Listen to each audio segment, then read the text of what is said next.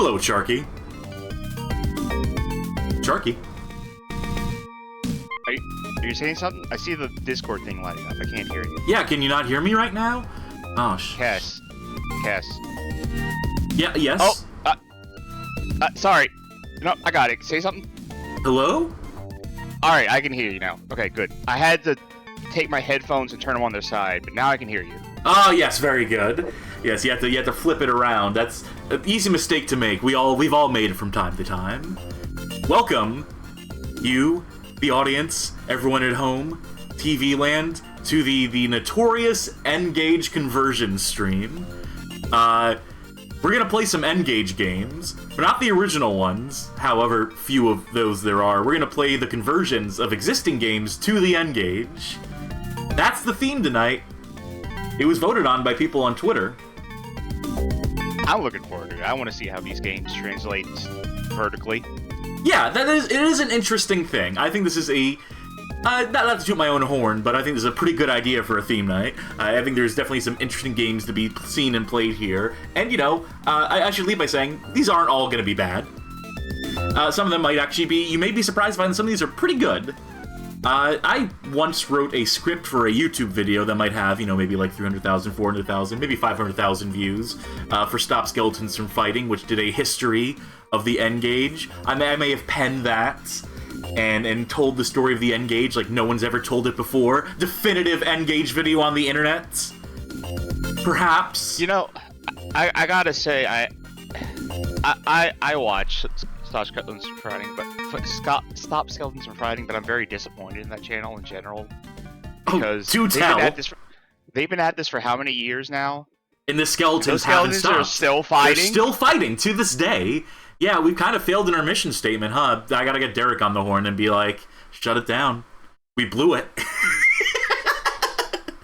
So, I wrote that script, and I only mention it because, one, it's a good video, and two, because I think Derek's a little harsher on some of these games than I was. When I wrote that original treatment for the script, for one thing, it was like 10 times longer than, you know, you have to actually learn how to edit stuff, which was a good experience, learning how to cut things down. So, there's nuances to some of the games, understanding and appreciation for some of them that didn't make it to the final product. I'm hoping to remedy some of that here, at the very least. Also, I just realized I have a fan blowing on me, so let me kill that real quick. God forbid any background audio leak. It's not like I have like a giant heater that I'm right next to that I've been complaining about for weeks now. But, yeah. N-Gage. I think it's pretty neat. I think it was a failure. I don't think there's anything that Nokia could have done to make it not a failure. It was the wrong product at the wrong time, I would say. Yeah. But it's still interesting, and I think these games have some merits. So we're gonna start with what is definitely the most well-known of the N-Gage conversions, which is Tony Hawk Pro Skater. The PS1 game, now on the N-Gage, now vertical. And these just take a minute to get started, because the emulator you use for this is EKA2L1. And it's a cumbersome piece of work, but it's an essential piece of work. It is good that these games are preserved in some capacity. Have you ever physically held an N-Gage? Yes. You played for... I'm going to assume in that case you played games on an N-Gage. Yes, I have. I think I played Tomb Raider and Tony Hawk. I did not have all the time in the world with an N-Gage to play multiple different things on it, but well, I'd like to hear, while we play Tony Hawk then, at some point, you describe just the feeling of playing on the N-Gage itself. Yeah, I can do that. Because it feels like that would probably be one of the bigger failings of the console. Before that, let me just double check my controls, make sure everything is copacetic here. Also address, hey Johnny Baghead, the stream better be engaging or I'm gonna be pissed. Well, I can't make any promises, so if you leave here miserable, upset that we weren't engaging enough, you are free to write a review on the Google Play Store, I guess, I don't know. Review Twitch, leave a review for Twitch there, and let them know that you're disappointed in our channel. Bobinator asking, will this be all N-Gage 1, or will we be seeing any N-Gage 2 stuff tonight? I have one N-Gage 2.0 game that we could potentially get to here. I'll have to reconfigure things for it on the fly, but I think we can actually manage. Was N-Gage 2.0 just a digital storefront? Yeah, it was a Symbian OS. You would there were phones that would have it installed by default, and that would be like your games manager. Nokia phones, obviously. And yeah, so you would buy. It was like a storefront app, and then that would download the games direct to your device, and from there, you have them. That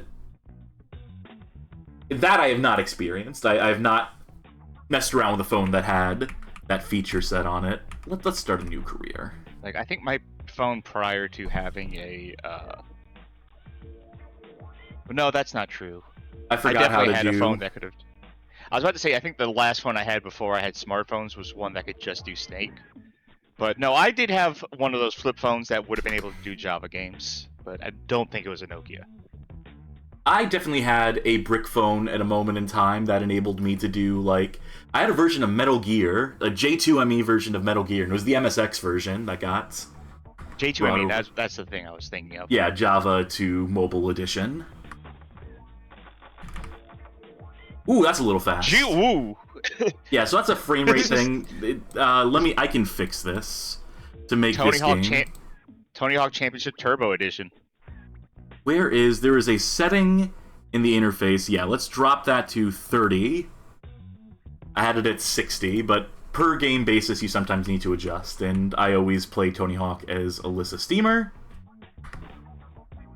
We're not going to play the whole thing. I believe, actually, Johnny Baghead, in the chat right now, who I recommend as a friend, did a Tony Hawk's, or not Tony Hawk stream, or is doing versions of all the Tony Hawk games, like the weird versions of every Tony Hawk game. Let me ask you, just in terms of your phrasing, do you recommend him as a streamer, or do you recommend him just as a friend? As a friend. The streams are all... No, of course. It goes both ways. Okay, yeah, check out his streams, is what I'm saying. Yes. Yeah, this is the warehouse, and I could mute the music. I probably should mute the music, but let's live on the wild side tonight, because Tony Hawk ain't Tony Hawk without music. Also, it's maybe crunchy enough that YouTube isn't going to recognize it. Always possible. So, yeah, vertical screen is obviously the first thing that jumps out. Controlling this on a numpad with your right thumb. Yeah, to speak on... having played with an actual one of these devices, it's not the least intuitive thing in the world, but boy howdy, it's certainly not one of the most intuitive. I would like to say, we're in the age of something like Playdate existing. So I think we're ready for someone to try an N-Gage 0.1 where you control games with a rotary dial. Ooh, that would be good. I mean, it'd be awful, but it'd be, you know, it'd be funny, and that's ultimately what I'm here for. Like, my original idea for this stream was that in between every game, that we just turn off the stream and then come back live once we got the game up to simulate the actual N-Gage experience. Yeah, that is the thing, that you'd have to open up your phone, take the battery out to get to where they would have the SD card slot, or, you know, the game card slot, which I don't think it was SD, but it was something along those lines. If you can keep eyes on chat for me, by the way, because I do see some folk chat, and I just want to make sure we're addressing folk. Trying back to say that YouTube will manage to recognize this 11 kilohertz mono audio. Yeah, well, it is what it is. Yeah, I do know that later revisions of the N-Gage, which did manage to get more than one. Yeah, there was the QD, and then there was another one I think, I don't know if it came out or not, though, the third one. But they did change the whole having to take the battery out to change games thing. Well, yeah, it was absolutely necessary at a certain point. Alright, I got 3 tapes in one run, and I'm trying to, you know, do this best I can. Do as efficiently as I can, so we can see more than one level in each of these games. The music is stuttering, which might help avoid the flagging. Yeah, let me see. Let me put it up to 16 and see what happens. I think the gameplay will work. It'll just be like 30 frame per second keyframe animations on top of 60 frame per second gameplay. There we go. The police truck the way it was meant to be heard at 11 kilohertz per second in mono. And extremely censored. Yeah. But hey, they got the music on here. Let's see if they have the music videos on the wall over here. So, remind me, because I've already forgotten somehow. Is this Tony Hawk Pro Skater just one? Just one, but there's a couple bonus levels from 2 that you can play in free skate mode, so no objectives, and they're cut-down versions, as I learned from watching Bag stream, Johnny Baghead stream, as a matter of fact. Do they have... Are any of the mechanics from 2 in here, or is it just No, straight up 1? no manuals, no revert from 3, none of that stuff. Despite coming out in 2003. Alright, so I think this is the wall that would be the... Yeah. So this is where the music videos would play in the PS1 version. Yeah. But, you know, what can you do?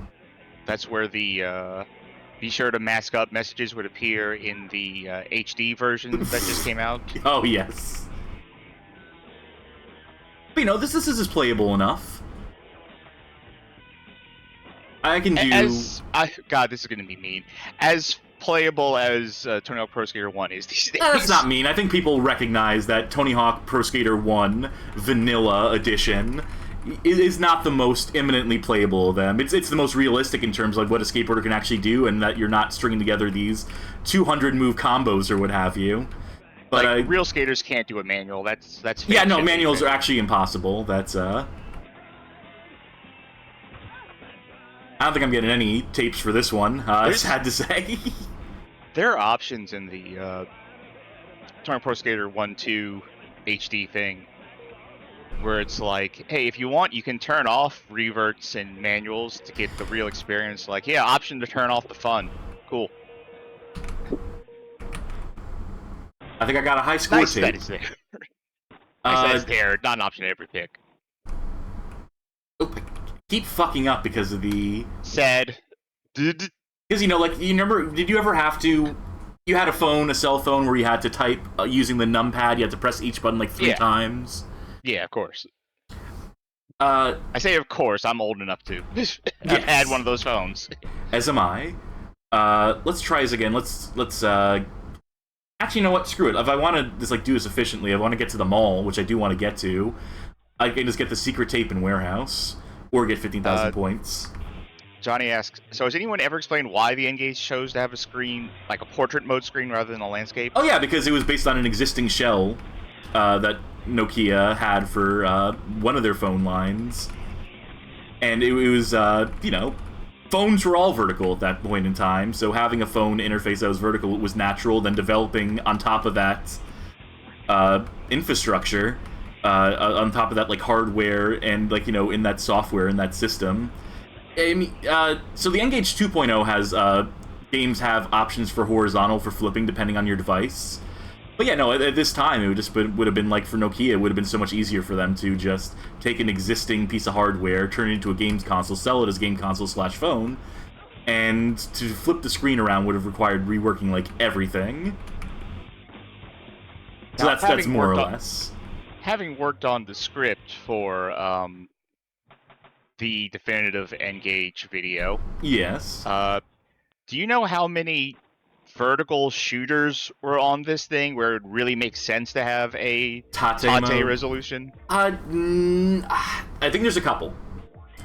When I say work on the video, I did, but I didn't play every game for it. We were more interested in, like, the history of, like, how it came to be. So my knowledge of the entire library, I do have every game available here to me. They've all been dumped, I think, barring like 1 or 2 that didn't come out. But ultimately, yeah, they did not take advantage of it. The same way that we didn't really fully take advantage of, like, being the perfect light gun game console, the N-Gage did not take advantage of being the perfect shmup console. There's discussion in the chat. Multi42 asking, is it okay to say that I think the graphics look good? Of course it is. Yeah, no, what this was pushing in 2003, before the PSP had come out, which, you know, obviously takes this game's lunch, takes the systems, you know.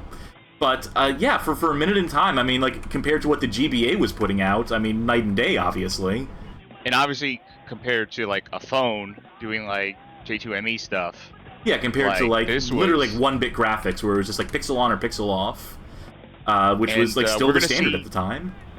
We're gonna see at least one other game later that I think, all things considered, looks amazing. the fact that it's running on this thing. But this is not to say this is any slouch, because yeah, this is, especially for the time. Yeah, and it's slightly amazing. compromised. If you know what you're looking for, you can see how this version of Tony Hawk is lacking in some of the graphical fidelity, but at the same time, who gives a shit? Like, to have this level of detail, to have 3D gaming on your phone, yeah, out at the mall, on the bus, to be able to just load up, like, you know, Tony Hawk on the fly, is an impressive feat, to be sure, for the time. The whole N-Gage system was incredibly impressive. The N-Gage Arena stuff, which we obviously can't show off here, but, like, tracking high scores, having strategy guides that you can just, like, download on the fly, online multiplayer, like, all this stuff, recording, like, you can, like, record your gameplay and then, like, upload it to their service, like, share your videos and stuff. Like, all this stuff was, like, 10 years ahead of its time, and that never comes up in retrospectives, besides ours, because, you know, it detracts from the narrative of just this being, like, completely irredeemable, stupid system that, you know, why does it even exist? And the reason it existed is because Nokia had a lot of money and a lot of ideas about how they could potentially, like, move the format forward, move handheld gaming forward. And then they were valid ideas, and they're ideas that came back around to the console end of gaming at a certain point. But you were saying it's, like, came out at the wrong time. Oh, yeah, because, like, the E3 where they announced the N-Gage was also the E3 where they announced the PSP. And within a year or two, there was a Nintendo DS. And by that point, you know, it's curtains on this. Keep fucking up. Yeah. Why am I even bothering with this is the question. Gotta share those high scores. It's how many tapes to unlock? Skate park. Now, Too many. Speaking of Nokia, how would you rate the indestructibility of the N-Gage? I can't say I've, like, dropped one, messed around with one to the point where I could speak confidently on that. But I never heard about them being particularly flimsy. Nokia brick phones are known to be. Yeah. Asking how it compares to the brick phone. Yeah, it's probably less stable than that. There's probably more moving parts. Not moving parts, but you know what I mean. There's little gears and valves. The little men and, inside the screen, the little men who live behind the screen and act out all the gameplay, they're a bit more fragile. They have a bit weaker constitution. Hey, look at this map. Look at this park. So, this is not... This is a truncated version of this map, right? Well, tell you what. What's missing here? It'll come to me. Give me a minute. I think there was something large, very good, airborne, spinny on there. It's a helicopter. Yes, you got it. Yeah, that's. You grind the helicopter and it opens up to the back lot there. This is open though, amazingly. You don't have to grind the thing to open it though. Nope. Yeah, they just cut that part out. The interactive, like the opening up the levels. I don't think that was like really something that this initial engine could handle. The initial revision of it. I don't recall any levels in THPS 1 that you opened up that had secret areas in them. School didn't have? You got up onto the roof, but I mean, you could always get to the roof. I'm talking about, like, you open a door. Maybe. I don't remember. I maybe think of school. I'm thinking of school 2. From the school, I think. Those school levels are kind of interchangeable. I know they're completely different layouts, but, you know, you've done a school once. Shit. I just want to do a sick backflip. Come on, Alyssa, we can do it. I never got into the free skate mode at all. Oh, there you go. What if this had, like, the nail the trick system from Project 8? Like, they were, like, just super ahead of their time in one thing. Yeah, we thought we could add on to this a little bit. We also have a skateboard that you can stand on to control it on your N-Gage, so it's... You know, I mean, the N-Gage is shaped right. If you just stood on the N-Gage very gingerly... That's, you know, that's a really good point. They really could have thought of that back then, and that would have really saved this. But yeah. Very careful. I never really got into the free skate. I like having the objectives. I like having like the score like the goal post set for me, and so forth. Like, you know, like you should get this many points. So like a mode like this doesn't do much for me. It's good that it's neat that it's here. It's a fun idea to put these maps in, but the lack of objectives is. I like free skate if I'm just like trying to relax or something. Like, no, I don't play Tony Hawk to relax. I play Tony Hawk to stress out and to retry the same goal like 50 times in a row and to be backing in and out of that menu. That's Tony Hawk to me, damn it.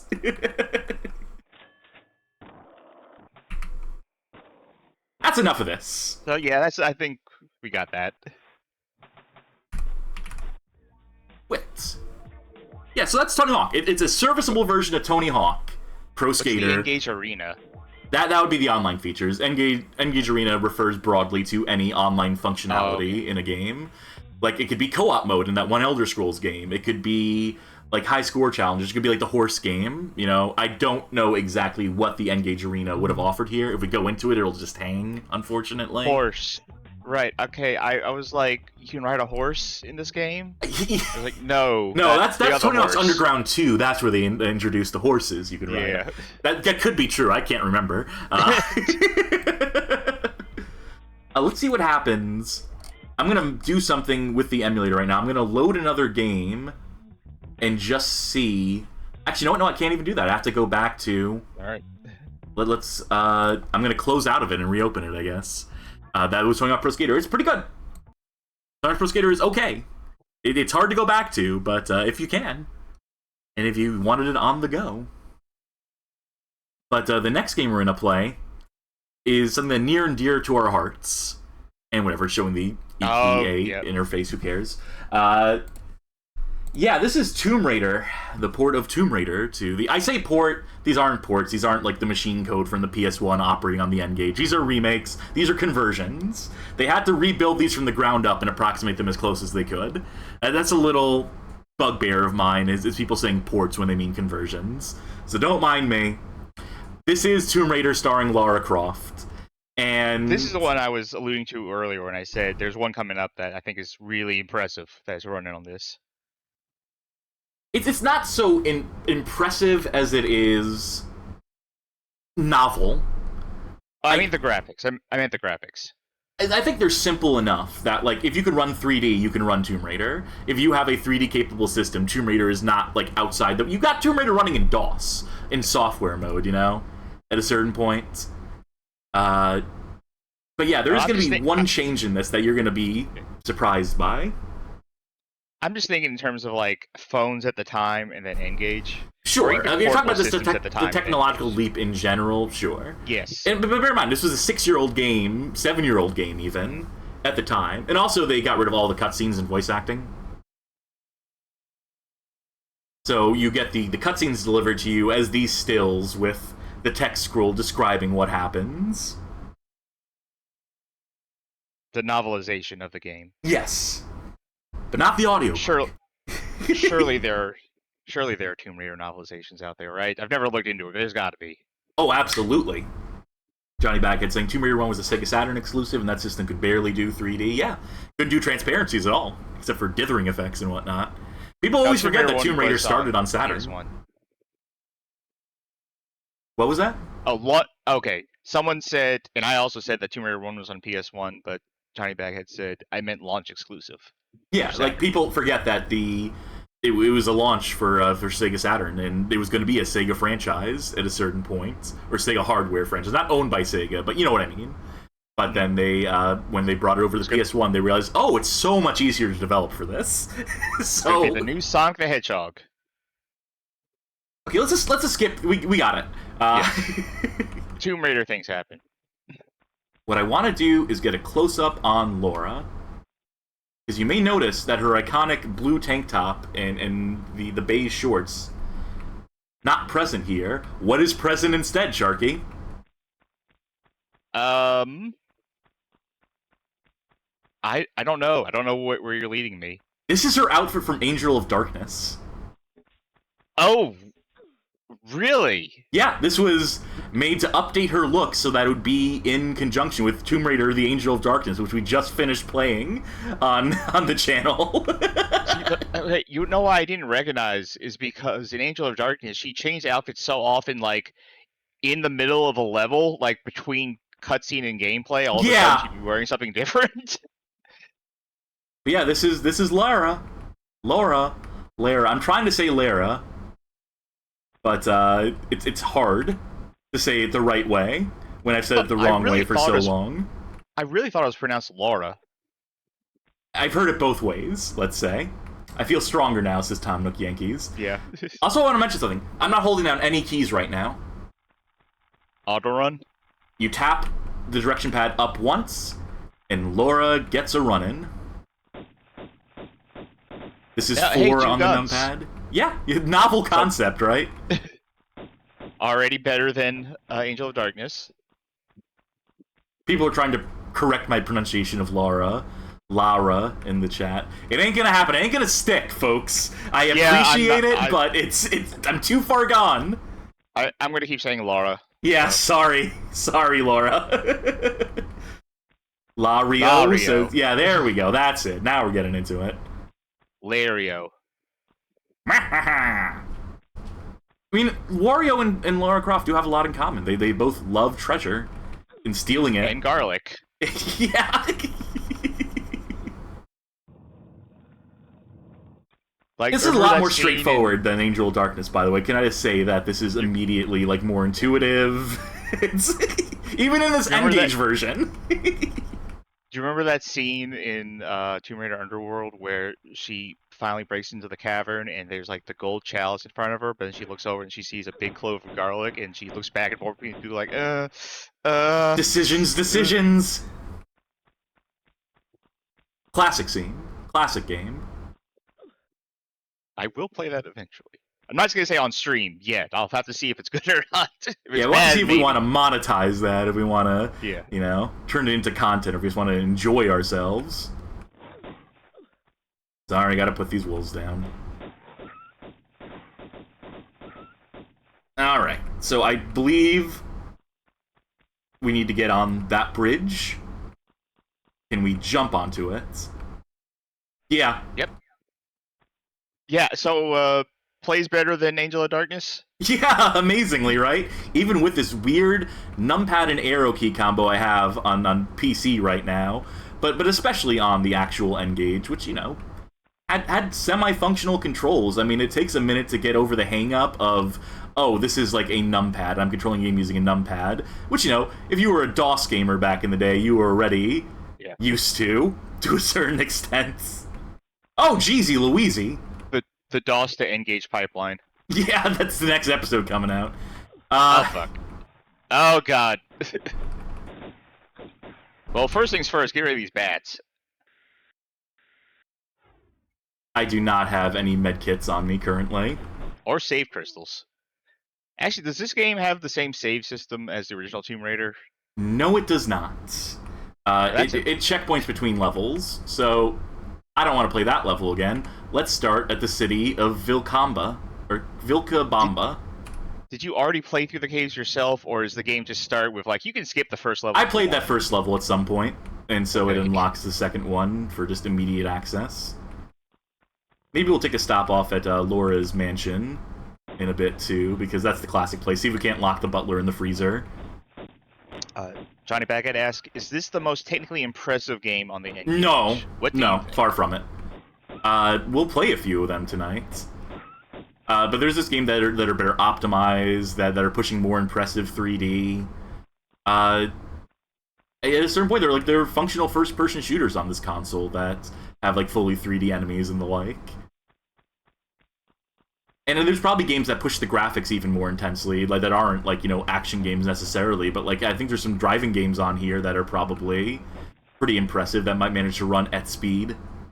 Oh, you would hope so if they're driving games. Yes, certainly so. Not even the most technically impressive Tomb Raider, but that's cheating a little bit. There is Tomb Raider Underworld on the N-Gage 2.0. And actually, this might be more impressive than that is. That Underworld, that version of Underworld you get on N-Gage 2.0 is, well, we'll get to it when we get to it. How about that? Put my guns away a little too early. There we are.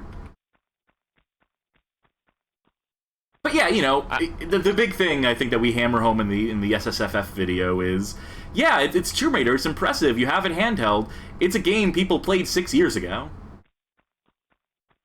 You know, it's a slightly worse version of that, and it's cool that you can take it with you. But again, like, people would have played through this by this point, and that's like the real issue with this and Tony Hawk and most of these conversions. Really, it's like it's cool that they work as well as they do, and they generally work pretty well, barring a few obvious exceptions. But it's just what's the point? What's the market? Well, Tomb Raider 1, 2, and 3 coming out on Switch in February. Is that a fact? Well, it's the remaster thing that's coming out. Oh, okay. But it's still. Did they get Grove Street Games to do it? Did they get who to do it? Grove Street Games, the people who did the GTA Definitive Editions. No. Might turn out a little better than that. If I remember correctly, I don't think they really touched the gameplay for it, so it's going to be the same game. It's just going to look better. If it ain't broke, better. I think I go into the water here. That's what I need to do. Video Game King asking, to be fair, how much of the GBA's library was ports and adaptations of SNES games? Yeah, fair bit. But, you know, at the same time, the GBA, like, you know, had a wide library. You were not... It cost less to buy the initial investment for the console. Like, in every way, the GBA was a smarter purchasing decision, and that library was far more expansive. They get a couple bonus SNES ports. They get that NES Classics line on there. And they were sold, like, as budget, the NES ones, I think. They're crazy collector's items now because the market is a nightmare. Pull it! There we go. Cut to a cutscene, that's how your oxygen runs out. Nope. Now, when this game has, like, camera zooms in on, like, important contextual things, like, hey, you pulled the switch, so it opens this. Final Gamer James asking, is it because the GBA is based on SNES hardware? I think that's rumor mill. I don't think that's necessarily true. It might have, like, a chip in common, or, like, the processor, the class of processor, but ultimately, like, two very different things. And you can tell with the GBA games that are on the SNES that they are heavily compromised in some ways that might not be obvious.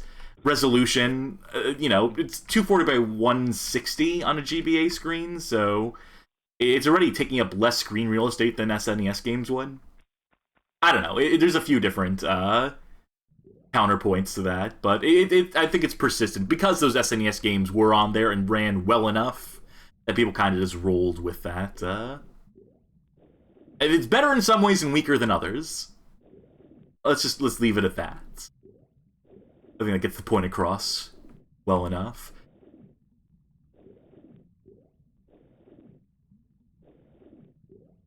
And up we go. So, is the end of Caves the part with the T-Rex, or...? No, we did not miss the T-Rex. They would be potentially in this level or the next. I do want to see that T-Rex. I know we couldn't survive against the bear, but maybe we'll have better luck against a Tyrannosaurus Rex. There's a Duke Nukem... Or, sorry, you go ahead. I was about to say, there's some scientific debate as to whether T-Rexes were actually scavengers or not. So maybe that one's a scavenger and we'll leave you alone. Perhaps. What am I missing here? I'm assuming we surface here for a reason. Chill out. Relax. Maybe something to do with these snakes, I don't know. Oh, you might be able to clip through the wall with it. That would certainly be one way out of this. Is this just, like, safe haven for breathing? Yeah, I think this room actually has nothing in it. I'm trying to remember... There might be secrets. There were secrets in these levels. I just watched a playthrough of Tomb Raider 1 recently, and I think I remember in one of these early levels, the guy was saying, like, yeah, there's just nothing in this room. Maybe you push that one wall, it looks different from the others. That's true, because that other end just leads to the secret, I think. So we'll give it a shot. And I don't want to spend too much time on this, on just this. This is a variety night. where we're going to try to play a bunch of different stuff, show off the range of the N-Gage. Now, was this game sold in a very tiny little trapezoid? They should have. They missed a trick with that. Alright. Can I push if I run into it? No. No. No interaction with that. I think that was the wall that was being mentioned, highlighted. It looked like it was sticking out a little bit. Alright. I know how to fix this. Oh, do tell. Yes. Tell me how a speedrunner would do this. Is he shut up? I'm just gonna double back go the other direction and make sure that we didn't neglect anything in that direction. People mentioning 3D games on the Game Boy Advance, and this is my opportunity that I always take to say that X vs. Sever on the GBA, the first one, is actually pretty good. Some of those GBA first-person shooters, kind of neat, kind of alright, kind of... They would have passed as, like, superior DOS games back in the day.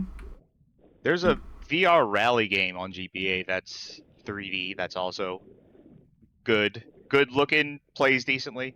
There's that one company that did a lot of those 3D GBA games that were like Not sort Idea of Works. magicians at it. I know their engine was the Blue Roses engine. Blue Roses engine, but... I think it was like a duo. I think it was like straight up a duo. It was. I'll just look that up right now. Yeah, there's nothing over here. Dark Witch Claire saying the 3D Asterix game on GBA isn't bad. No, it's not. It's decently, moderately impressive. Raylight Studios. Raylight, thank you, yeah. Resurface. Oh, yes. They did that, Ozzy and... No. Ozzy and Drix. Not Ozzy and Drix. They did, but I'm thinking of a different game. I don't think we're going to make much progress in that. So let's go to Lara's home. Let's find our butler. And let's do a swan dive and break our neck. Was the butler in this one, or was he in Tomb Raider 2? I mean, he was in Tomb Raider 2. Because I was going to say that I played Tomb Raider 2 as a... Oh, Asterix is the game I was looking for in terms of... Thank you, Dark Witch Claire. The 3D Asterix game was impressive on GBA, but in Tomb Raider 2, when I played that on PC, Lara's house freaked me out because of that butler. Because he was really slow. He's an odd-looking duck. But he would follow you everywhere. Hey, look, it's the Ark of the Covenant. You'd be off in, like, the... just somewhere in the mansion, and you'd hear this moaning and this like rattling and like just getting closer. It's a mummy coming for me. And it was your butler. Yeah, I don't think he's in this. I think Following. Yeah. Can at least do a swan dive. Gotta figure out how to do a swan dive with a numpad.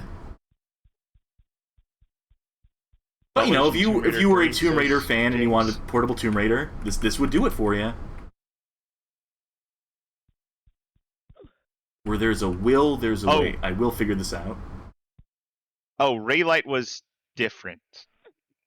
They were another 3D GBA developer. Yeah, there's two of them then.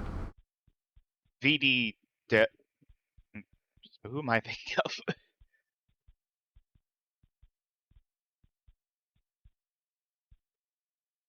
Alright, I figured out how to do the sideways jump. Backwards jump. But not the swan dive. That's like the go-to move for just like if you want to like go out in style in this. Oh, VD Dev is Velez and Dubail Dev Team, which is the French duo. Alright, that's who I was thinking of. I keep pressing that key that opens up the inventory, and I should stop doing that. It's 8. That is the one thing, is that like having all these buttons on the numpad and having to make them like, you know, do different unique things. And also, the running jump is harder to pull off here than I initially gave it credit for. Yeah, I'm mashing that 5 button on my keyboard, and maybe the Tomb Raider always sucked. Maybe the controls in this were always awful. I mean, you are playing it like this, which is still, even considering the DOS version, I think this is still probably not the ideal control setup. No, probably not, huh? Oh! Accidentally found the replay function. Upload that to YouTube. No, wait, you wouldn't have the YouTube back in 2003. Upload this to Blip? Google Video. Google Video. Upload this to E-Bomb's World. Yeah, that's enough Tomb Raider. I don't think I'm gonna find a fun and creative way to end Lara there. So yeah, again, fully functional, totally fine, totally unnecessary, totally fine. Let's move on to another game. And this one, I can't remember how they do this one, how close this manages to get, but let's see what happens if I just restart emulation. Nope, I just crashed EKA. You can't switch games in EKA without closing out and reopening it first. Classic N-Gage experience. Yeah, no, I mean, it's authentic in some sense of the word, I suppose, so... where are you? What am I looking for? There we go. Super Monkey Ball. Ooh. This will be an interesting one. Supervised by AV. Looks good. Ship it. Now, I like a Monkey Ball. Oh, sure. I never got into, like, the games past the first one, but I enjoyed that first one. I just never got around to any of the other ones.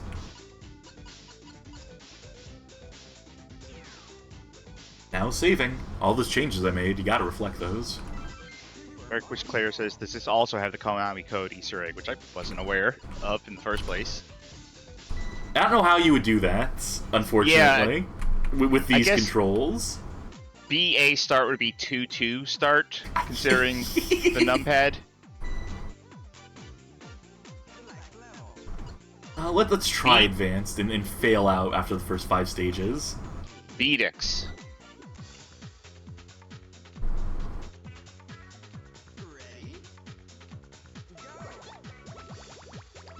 Alright, arrow keys to tilt the stage around. Yeah, that parses. I don't say this as an insult, but this looks like one of those bootleg Genesis games you would see. Oh yeah, like some like tech toy banger from like 2010. Yeah. This is like you'd have a full set of like Genesis ROMs, and then you see Super Monkey Ball UNL. Am I correct in that this is one of the system's GBA ports? I think this is different. I think this is unique from the GBA version. To answer your question, Johnny Backhead, Yeah, I don't remember the GBA version looking like this. Beyond the whole vertical thing. Yeah, I don't think the 3D was real in that. I think it was, like, whatever trickery they did with, like, you know, sprite rotations and, like, layers of what have you. There should be a Super Monkey Ball RPG. I just had this thought now, and now I'm convinced of it. But how would that play?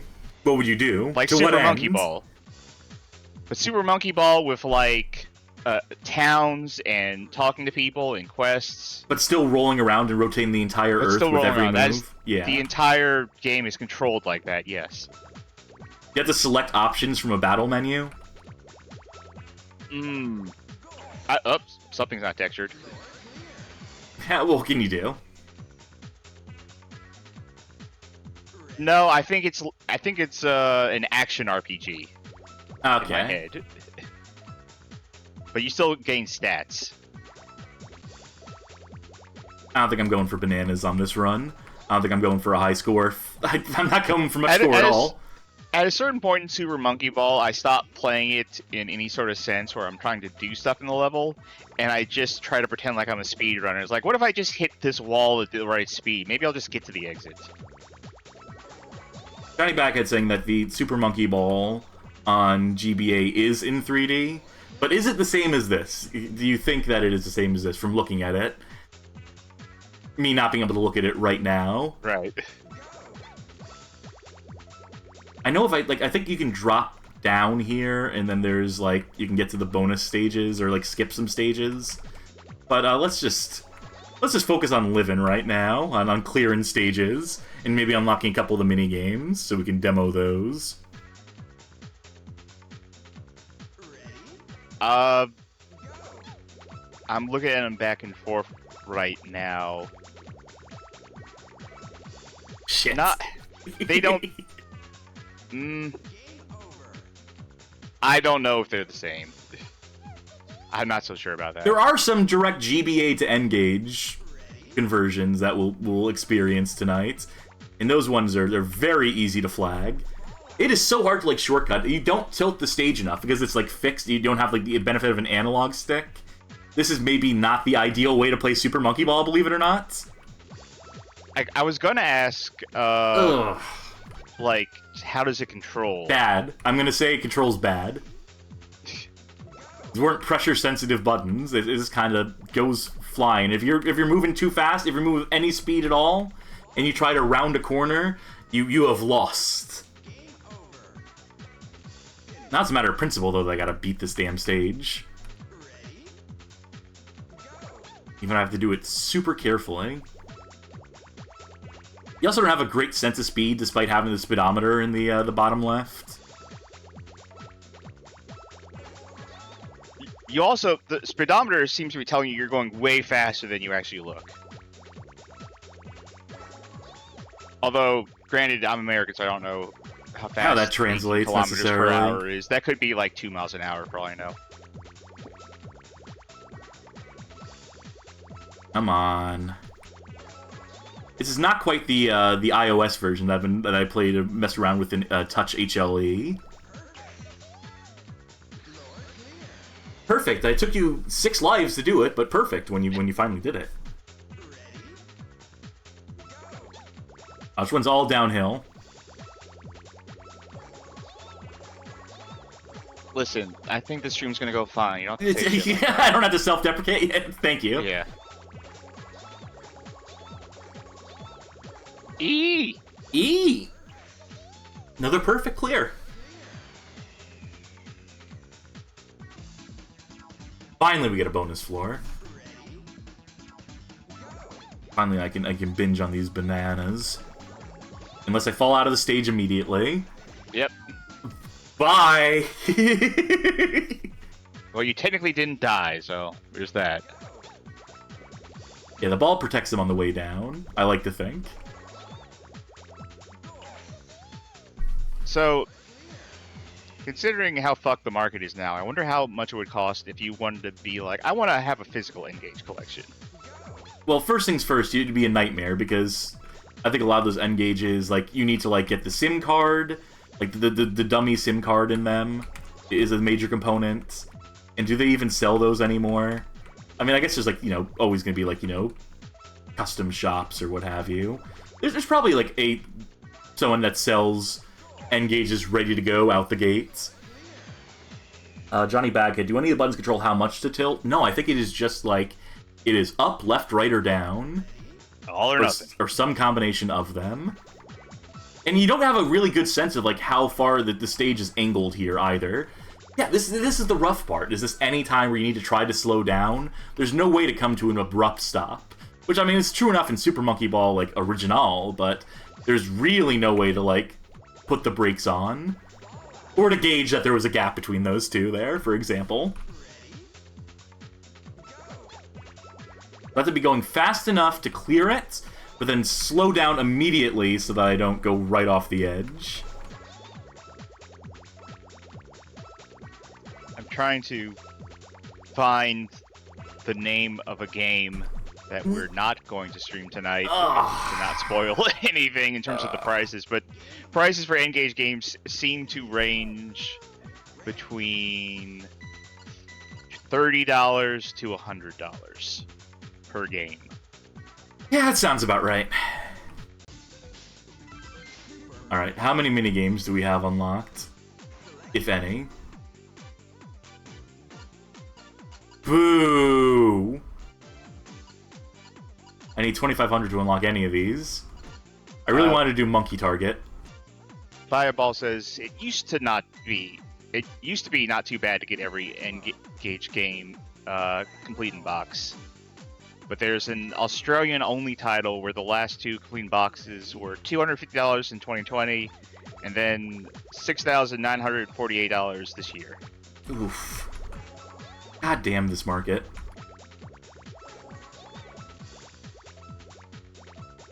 I'm running the beginner courses. I want to see if I can, like, very quickly get a bunch of points to unlock one of the mini games at least. If I manage to clear the beginner course, which is different from the advanced course. See, I can do this. What? Don't know what you flew into. We flew into the ceiling. We flew into the underside of one of those platforms is what we flew into. I know at least one of the games had it so that if you flew up into a ceiling, you just keep bouncing over and over into it. That sounds about right. Yeah, you know, I'm gonna say this is probably. I don't love this. This is taking some of the fun out of Super Monkey Ball for me, playing this right here. Or it's making me better appreciate... Up! I don't know how I salvaged that. Never mind, this rules. Never mind, this is great. Oh, I can tell this one's gonna be hard. You know, I think Super Monkey Ball speedruns are like some of my favorite speedruns to watch. Oh yeah, they're pure chaos. They are impossible to parse, which is the mark of a great speedrun. Give me that bunch of bananas. Perfect. Perfect. What'd he say? Floor clear? Oh, floor clear. Oh, I'm gonna hate this one. Not going for perfect on this one, I can tell you that much. Let's just get in and out of this stage. You know, yeah, this is novel. It is impressive that it's semi-functional here, but it is another case where, and you know, it's a more modern game versus a Tomb Raider or Tony Hawk's Pro Skater. But is this a substitute for Monkey Ball, for Super Monkey Ball on GameCube? Definitely not. Is this a substitute for Super Monkey Ball on GBA? Possibly not. Granted, I haven't played it, so I can't speak definitively to that. Wait, do I have that game? Could I play that game? Last stage.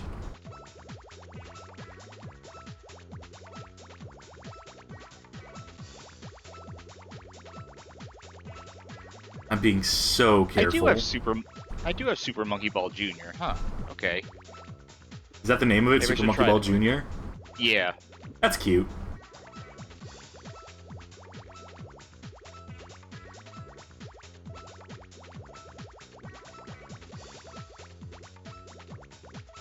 It says, graphically speaking, this game is made for the N-Gage. In terms of controls, it's absolutely not made for the N-Gage.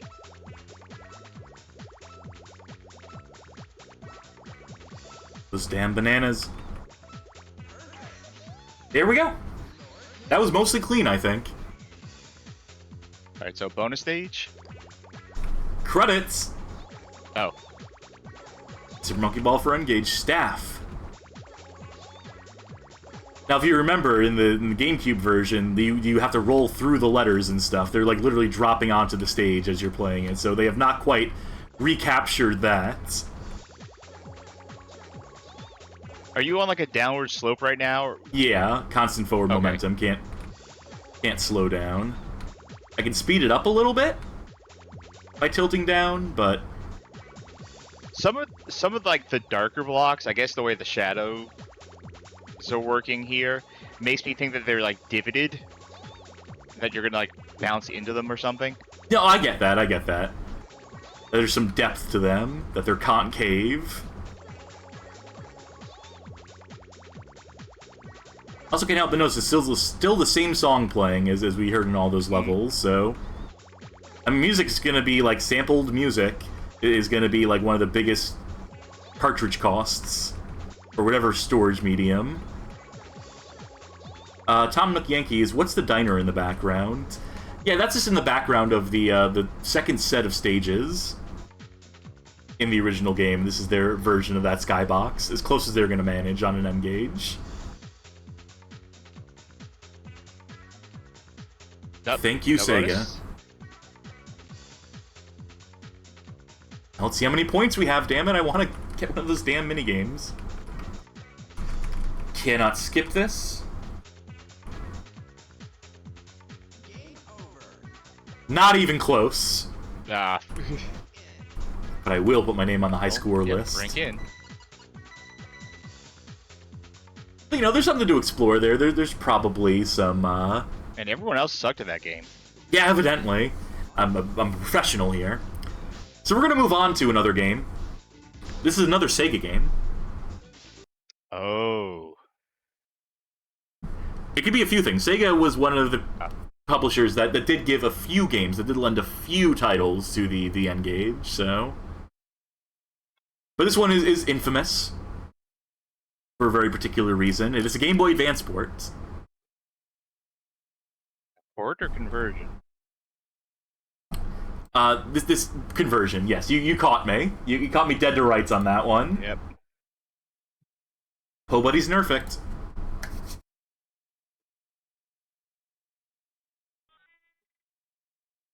Oh, that was so low in the mix. Yeah. Why is this so quiet? I love that style of Robotnik. That very specific one. Very classic. Why is this so much lower than any other game we've played to this point? It must be like a setting. But yeah, do you know what this is? Yeah, this is Sonic Advance, except it's not called Sonic Advance here. Yep, it's called SonicN here.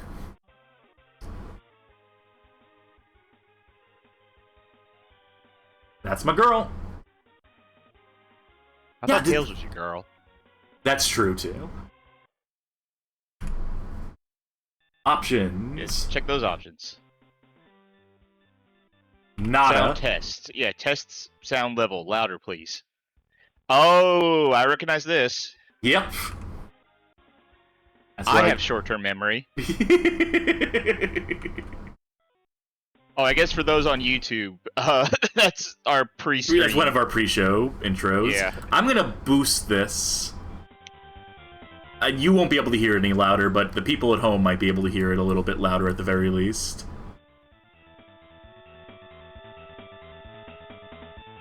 Yeah, I'll give you like 16 decibels. It's still low, all things told, but at least there'll be something to drown out the noise of the heater going on next to me.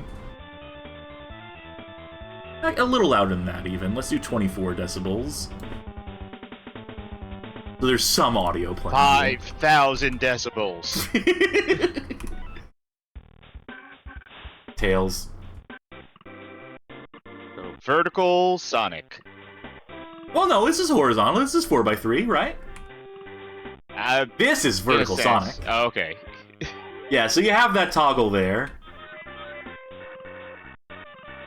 And yeah, as it turns out, vertical resolution means you can't, like, see, like, 2 feet in front of you. So you have to go very gingerly if you want to play this way.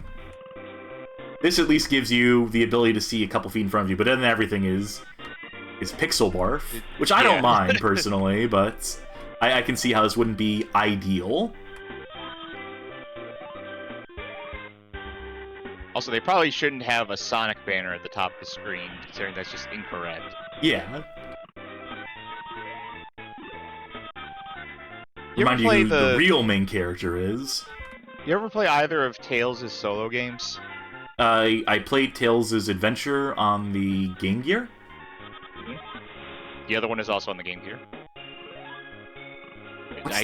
Don't ask me what the name is. I can't remember. Which one is it? I don't care about the name. I'll remember the name if you tell me what the gameplay is in that. Look it up. Nothing I can jump through there. There's nothing I played. Sky Patrol.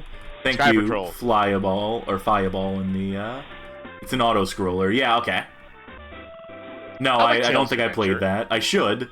I am contractually obligated to play every Tails product. So I probably should get on that sooner than later. Been slacking on that one for, a couple decades. Hey, boy. Alright. Don't smoke, kids. Are we starting the stream? Is that what's going on? Yeah, it's a late start, but we have 100 rings. I managed that. I remember getting this game and not being, you know, in love with Sonic in terms of gameplay really, but it was essential because it had the Chow Garden, and it had the compatibility with Sonic Adventure DX and Sonic Adventure 2 on the GameCube, so you could take your Chow with you. To be clear, you're talking about the Game Boy Advance version and not this version. Yeah, to be clear. I don't believe the N-Gage version had compatibility with the GameCube, sad to say. That may have been a bridge too far. I don't even know there's a Chow Garden in this at all. Messed up if not. I never got into Chows, because I didn't comprehend all the systems in play, and I was There are a few systems that play, it is understandable, but I got very deep into Chows. Well, also, I never had Sonic Adventure 2, I only had one, and that did not have the full Chow thing. The Chow experience, as everyone has come to love it. I was super deep into it to the point where I was posting on a mostly Japanese BBS, the Chow Garden BBS, where people got together and discussed and tried to game out all the functionality of the Chows. I had Phantasy Star Online episodes 1 and 2, and I connected that to the Game Boy Advance so I could get the Tails Chow in my garden, and yeah. Deep love for this. Not for this, but, you know, for Sonic as a concept and not an execution. I should probably be playing this the way it's meant to be played. Oh, there is a volume! Oh. Well, there you go. Yeah, I was about to ask how you're liking this, but then I remember you don't like platformers. Yeah, but I am playing as Tails, so that does give it 2 extra stars. That's how Sonic Jam on thegame.com has a score of 2 out of 5. It's entirely carried by Tails. I love this little guy. You were saying you need to play this the way it was meant to be played. I feel like the fact that there is a 4x3 ratio mode means that kind of goes to show, yeah. They made this game and they were like, no, this isn't tenable.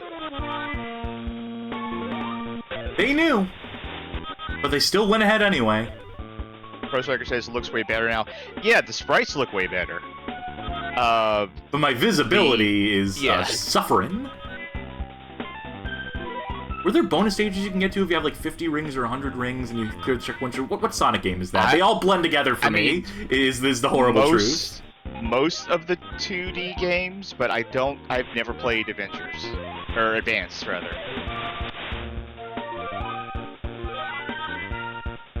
I don't know if Advance had any of the.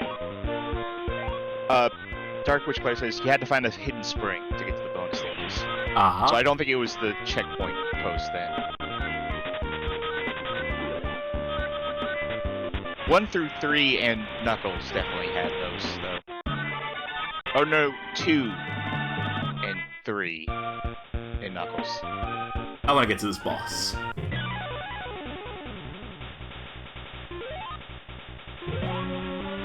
What contraption does Robotnik have here? We won't know until we reach the edge of the screen.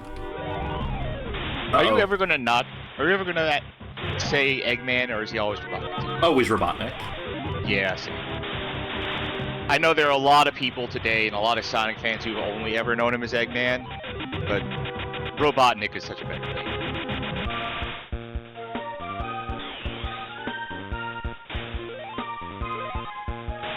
I'm a hero!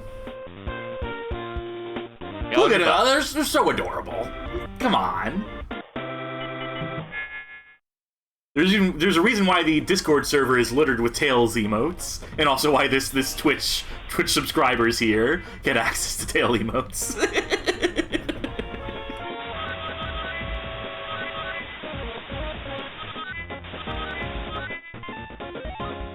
Thank you for posting the link to the Discord server. Yes. Good queuing. I could keep playing Sonic Advance in the form of Sonic N. I think that's the sign of how much you love Tails, is that you would keep playing this platformer game. Is there a way to menu out?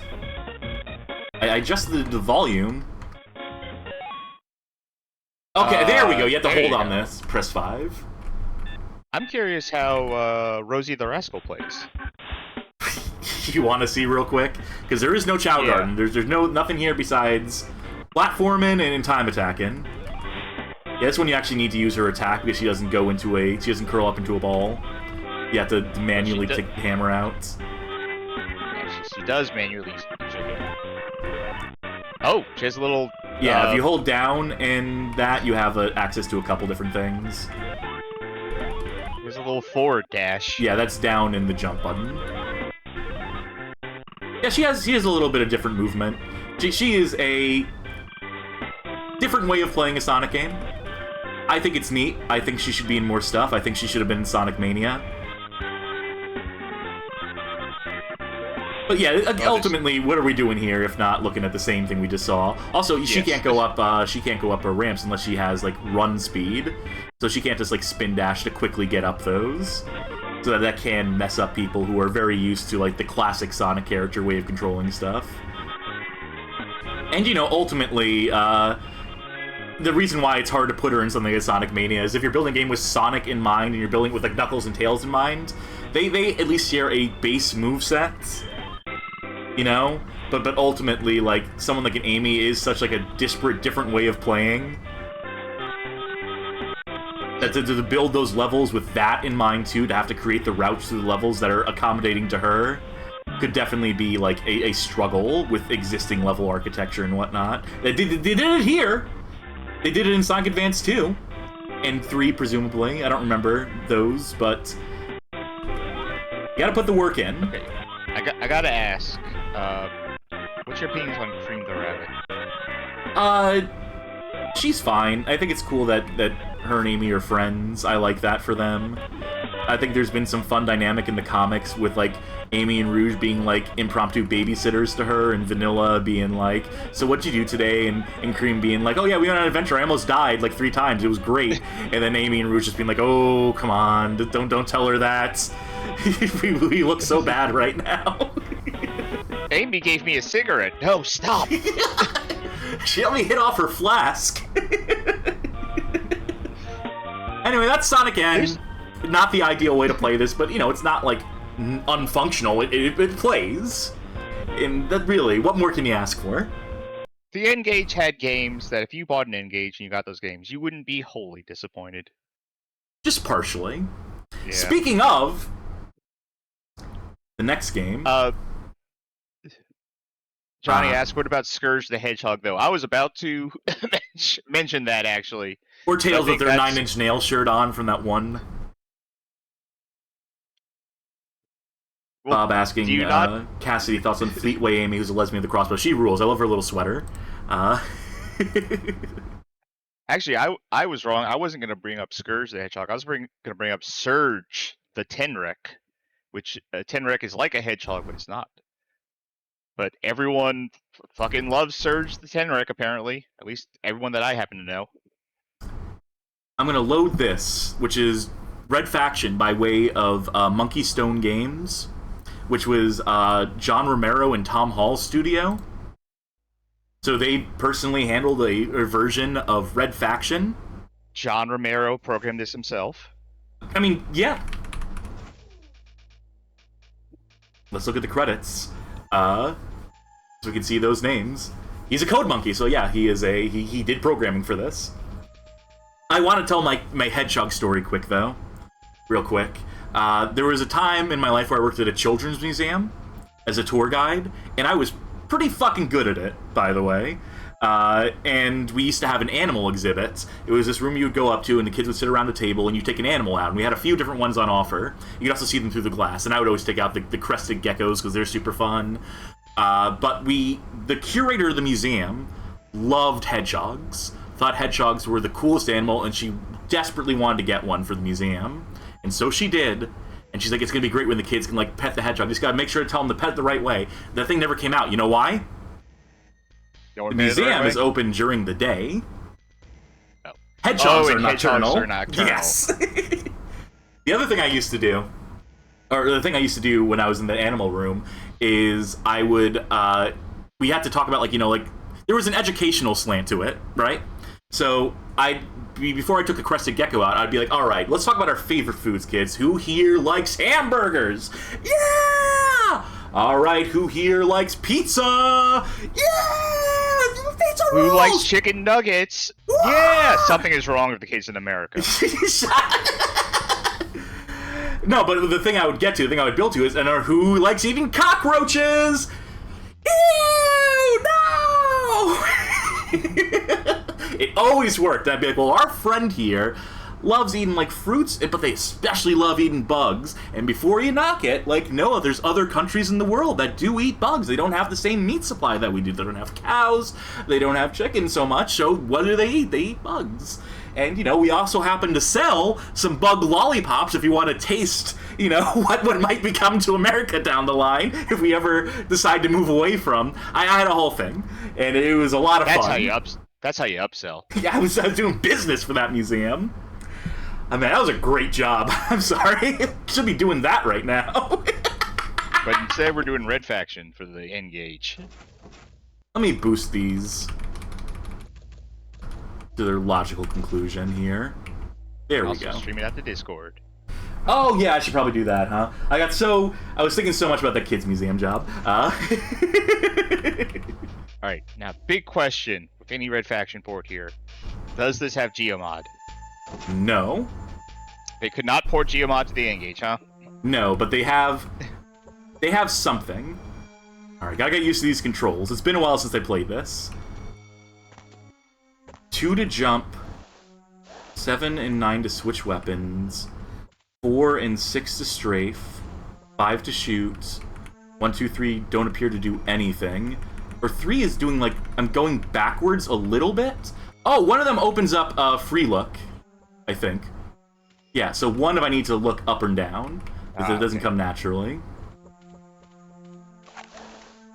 So it might not have Geomod, but what it does have are secret walls you can break down. That was a Saints Row reference right there. Ultor sucks, yeah. Clearly that's where that started. It's not... Mm-hmm. And of course, no voice acting, no cutscenes. This is the closest we're gonna get. You know, the Geomod stuff in the original Red Faction and Red Faction 2 is very overstated. It's not super practical. It never was. I feel like that's kind of all Red Faction has, though.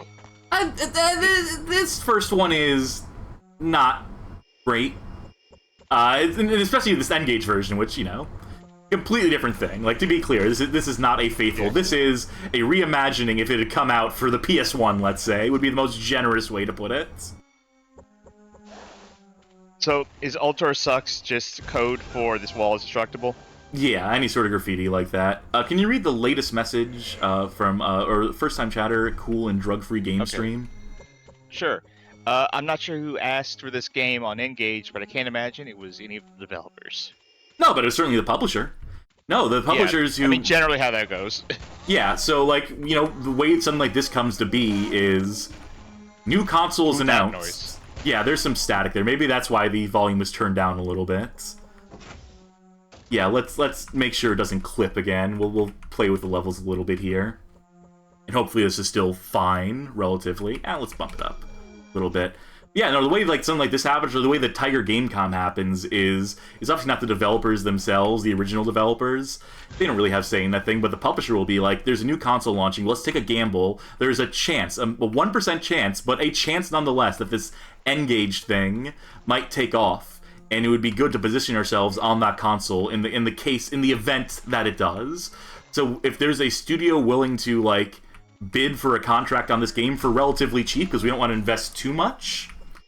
You know, John Romero, that had this name that has prestige, and he's running some mobile game division right now. He'll do it for cheap.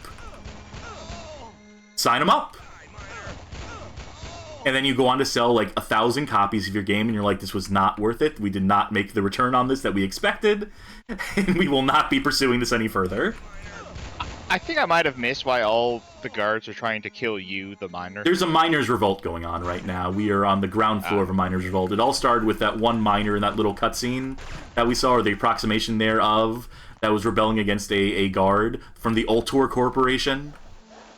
And so, ultimately, like, we are on the warpath now. We're just trying to survive, but we will become the hero of this revolution. How do I jump? Jumping is a big part of this game. 8, right. Or 8 on my numpad, 2 on... where it would be mapped on the N-Gage numpad. Johnny Bag is saying, not a major revolt, a minor one. Because of my pronunciations.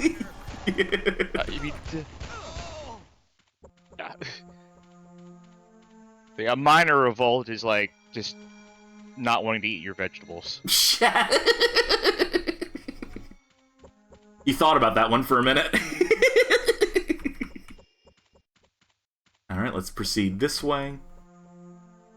Parker, you don't know me, but my name is Hendrix, and I want to help you. I'm a security technician with Ultor. I have my own reasons for hating them and wanting to help you. I'm watching the riots on the security monitors. You're the only miner from M4 to make it this far. Careful, Parker. Ultor is rushing forces in to block the mines and keep the rebellion from spreading. Believe it or not, there are other weapons beyond this pistol. We just didn't get them in the first level. I played a significant chunk of this game, meaning the N-Gage version. I also played a significant chunk of the PC version back in the day. You played at least this far because it's the same save file. I played way farther than this. I think when I reinstalled EKA2L1 at some point. Whoopsies. Yeah, the platforming can be a little treacherous. This is Mars, to confirm questions in the chat. I'm going to look down the next time we have to do a platforming challenge. You're actually controlling with the numpad. You can switch between 2 complete different control modes. In this mode, the numpad is moving, strafing everything, and then the arrow keys, or the D-pad, as it were, is your look around. So this is almost like approximating like a dual analog type setup.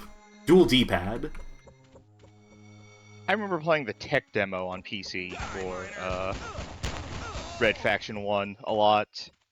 Because there was that one map where they just gave you like infinite explosives, and they're like, yeah, fuck around, blow up all the walls. I fucked around a little too hard. I was a little too close. I forget that you need to stand back from explosions, as it turns out. Third time's the charm. I feel like I should play Red Faction Guerrilla again. Red Faction Guerrilla is pretty neat, as it turns out. The remastered edition, the most tortured pun in the history of video game titles. I also want to play Armageddon because I heard that wasn't good, so of course I want to play it. That might be stream fodder, who knows? Louis PSE asking, those lights moving around, were those impressive? I don't know much about text comparisons. Is there, like, lighting effect on them? They're sort of doing a pseudo-lighting effect. This is all baked texture, baked-in shadows, is what we would call this.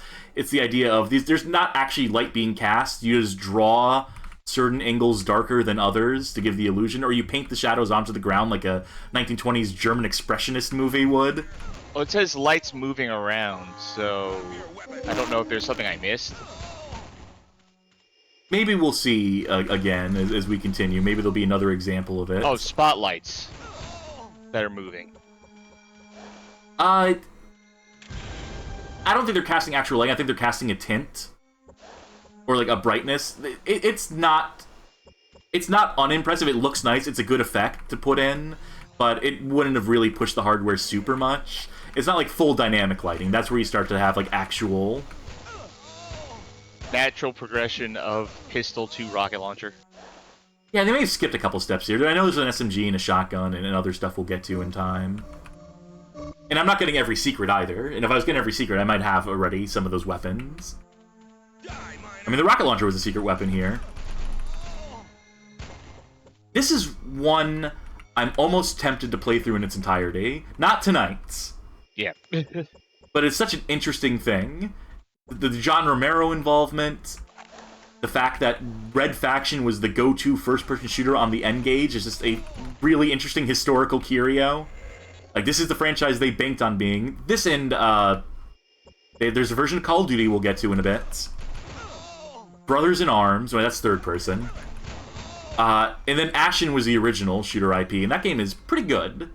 It'd be nice to see it on something that is not the N-Gage, so people might actually play it. I didn't know Ashen's got his own video game. Yeah, Stuart, yeah, you know, he dabbled back in the day. It was before the YouTube thing took off. The brown sofa does not feature in it. Here's an automatic shotgun.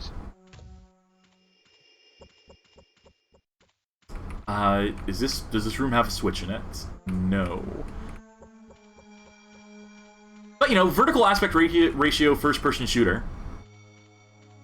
How does that sound rolling off the tongue? How does that treat you? What's your visual when you hear that? And, you know, that's... I have to say, just watching it, I kind of forgot it was a vertical aspect ratio. That's like, the trick of the N-Gage, is that ultimately after a while, it gets to a point where it's just like, oh, I'm kind of like, it's not that big a deal. It's not detracting so much, or as much as you might expect. This jumping like sucks. Sonic, like Sonic has been the only one so far where like my first view of it in this ratio was like, oh no, that doesn't work. Like so far, Tomb Raider and Tony Hawk in this is like, yeah, that's doable.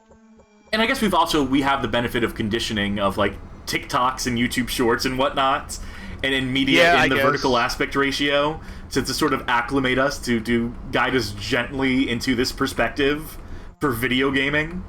Do you remember like the time back in the days where people would complain if you filmed video in a vertical aspect ratio, like just turn your phone to the side, don't do vertical videos, and now if you want any video to get traction, it needs to be vertical. Yeah, the times they haven't changed.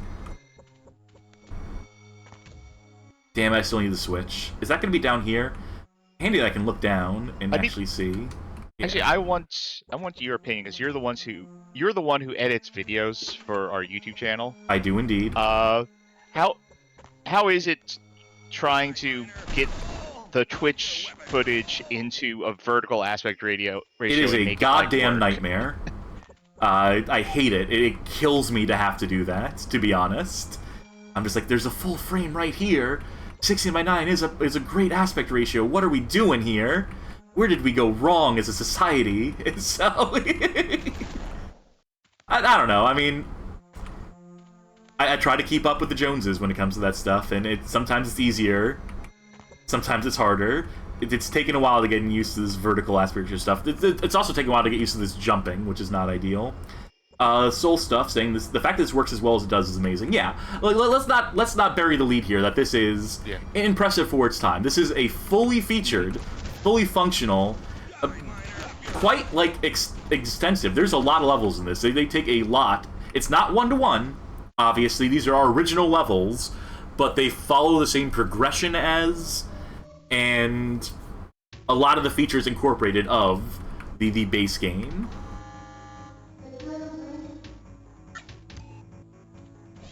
So yeah, I mean, if you were a Red Faction fan, as limited a niche as that was... I will say, though, that I think this vertical aspect ratio is kind of making the motion sickness aspect a little worse than it normally would be. Yeah, it doesn't help there's also, like, affine texture warping, as Digital Foundry would say, that there's some... It's mostly good. It's actually, there is a lot of texture perspective correction stuff going on here, which is good. But, you know, it's not seamless. Soul Stuff says, I can see things like Doom RPG working here. I mean, that was made for phones to begin with, so... Yeah, but like, there's a platform for it to move J2ME stuff from that platform to here. They could have theoretically done that. Oh, we have a little buddy here. Oh.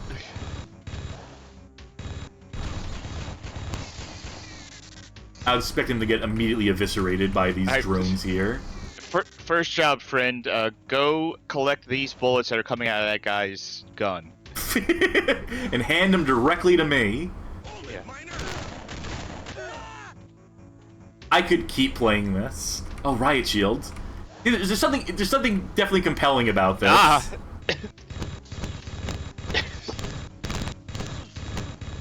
Counter-Strike, eat your heart out. 1.5, 1.6. Condition 0. Maybe they'll bring it back for Counter-Strike 2, who knows? I was about to ask, does CSGO have a Riot Shield? No. Ooh. No, it doesn't. I would know. I only ever use dualies in Counter-Strike, so... Alright, that's as good a stopping point as any for Red Faction. Good. But, you know, maybe I'll come back to some of these games, to several of these games in future. Because they're certainly interesting. Alright. Next game we're gonna play. What do I want to go with? We'll do one of the two of these P's, of these games that have the letter P as the first letter. I'm gonna go with... Rappa the Rappa. That would be so dope. That would be the first thing anyone talked about with the N-Gage if it came out, if there's a Parappa the Rapper for N-Gage. Unfortunately, we are instead talking about Puzzle Bobble Versus, which I think is actually installed. Yep, there we go. Interesting thing about this... Parsec? No. I wouldn't know how to configure this for that. It had two-player on the same N-Gage controls. You get the left half, I get the right half. So when Derek did their video, when Stop Skeletons Fighting did their video on the N-Gage that I wrote, they played this one on their own, and Derek said that this was one of the worst games he's ever played in his life. That... This is the J2 MES menu right here, by the way. This is classic, like, phone game stuff. I'm thinking, how do you fuck up Puzzle Bobble that bad to the point where it's one of the worst games you've ever played in your life? I'm very curious to see this as well. Johnny Backhead says, weird it's not called Bust a Move. Well, I mean, Puzzle Bobble's like the name... Wait. It depends on territory. Yeah. I was trying to remember what it's called in Japan. And, like, all of a sudden, like, I couldn't remember. Oh, look at this! This is adorable! A little 3D intro for the enemies you face. No, it has to be... It has to be Puzzle Bobble in Japan, right? Because Bust a Groove was called Bust a Move in Japan, and they had to change it to Bust a Groove here because we called Puzzle Bobble Bust a Move. You would know better than I would. This is a little outside my wheelhouse.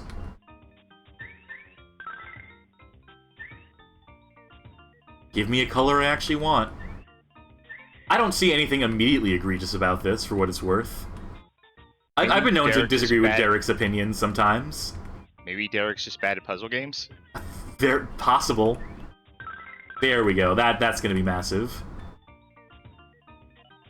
The goal in this one is to fill the opponent's screen up with junk, to sabotage them, to make them lose. In case people haven't played some version of Puzzle Bobble. I used to play like a free-to-play version that was like in Japan. Like if you download it, it was browser like 2003, 2004. I'm talking, and you would play it online. And I remember playing that for like hours. I think I used, unless I'm totally misremembering, I think I used to play a lot of this on GameTap in college. Oh, GameTap. Gone too soon. Yeah. I always preferred... Good animation. I always preferred single-player Puzzle Bobble, though, instead of having to do versus. I just want to be... It's always read as a versus game to me. I like competitive games a bit more than you do, I think. Yes, that's true. But in general, I like the challenge of having to clear the board more than having to outlast an opponent or what have you. Yeah. That's fair. I understand that. But for me, I love the tension. I love like the drop-in junk, getting drunk dropped on you. It's fun. It's improvisation, you know.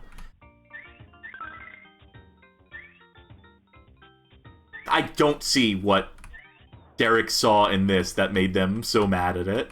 This is entirely inoffensive. Maybe... You know what I will say is driving me nuts is that we're only hearing the start of the song on loop, and we don't get to the next part of the song. Yeah. Yeah, that's true enough. Look at this little guy. Oh no. They took the guide arrows away. Now it's the worst game. This is really hard to make out, genuinely. You can see like the scaling is not precise on this. You know what?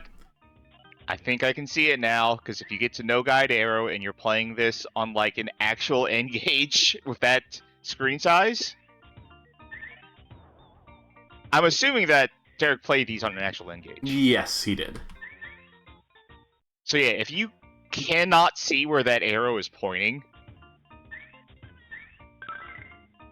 I'm barely managing, but yeah, this is certainly pretty fucking far from ideal. Giant Bag Guy says, I found a video of someone playing on actual hardware and it also runs way worse, maybe single-digit frames. Huh. We can simulate that. I can drop the frame rate to, let's say, 10 frames per second, just for fun. No, that's not it. Let's do 30. Well, 30 is the smooth, and so it's hard to... I guess it's harder than I thought to get an accurate sort of read on what that would look like. But yeah, if this ran like dog water on actual hardware, then yeah, that's not this ideal. May be one of those, this may be one of those situations where, like, where I was playing a game and I said, like, this is fucking awful. And then you're like, I gotta play this. And I watch you play it and you start rewinding. And you're like, actually, this isn't that bad. Maybe this is something similar since you're emulating it. Yeah. It doesn't seem as bad. No, certainly. I can always say that, and yeah, the benefit of the doubt. But oh yeah, this is rough without the guide arrow. Taking away the guide arrow is tough. That's also how Puzzle Bobble works. Is they take away the guide arrow eventually. Yeah, but on this hardware with this resolution, yes. Make a concession. It is not unexpected, but it is rough. It's not unexpected, but it's still unpleasant. I wish the song would go to the next part. It's teasing you. After the intro, because that's like the best part of the song. I don't think we're making it out of this one alive. Especially after that move. It's like that edit of Let the Bodies Hit the Floor, where it's just the whisper, let the bodies hit the floor, let the bodies hit the floor. Like over and over again, and it never progresses. We're both equally, never mind. Nah, that's alright. I was just happy about it. Is there any other game mode in this? There's a gallery. Oh, let's see. We gotta check out the gallery. Cool. Maybe you unlock stuff for being story mode. Who says? Oh, alright. Versus is gonna be that. See if anyone's online. Yeah, let's not and say we did. From 1994 to 2003. Is that it? I can scroll this up and down a little bit, but that's all there is? Would you like to see that a little lower? Alright, so I can see Derek's frustrations with that. I will message him, and I will be like, you were right. Not the worst thing I've ever played, but that's tough. That's certainly a little tough to stomach. Let's skip Pandemonium. Okay. Pandemonium is interesting. It's interesting as most people say, let's skip Pandemonium. Because I want to move on to one that I've been waiting for, that I waited years for N-Gage emulation so I could see what the hell this looked like.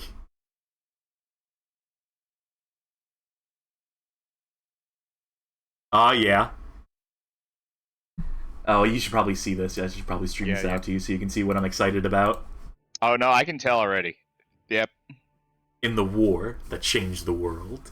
Back when Call of Duty was exclusively World War II. Victory was not achieved, we lost? Oh, shit. It's an alternate history version. Oh, I see. By one man. Oh, okay.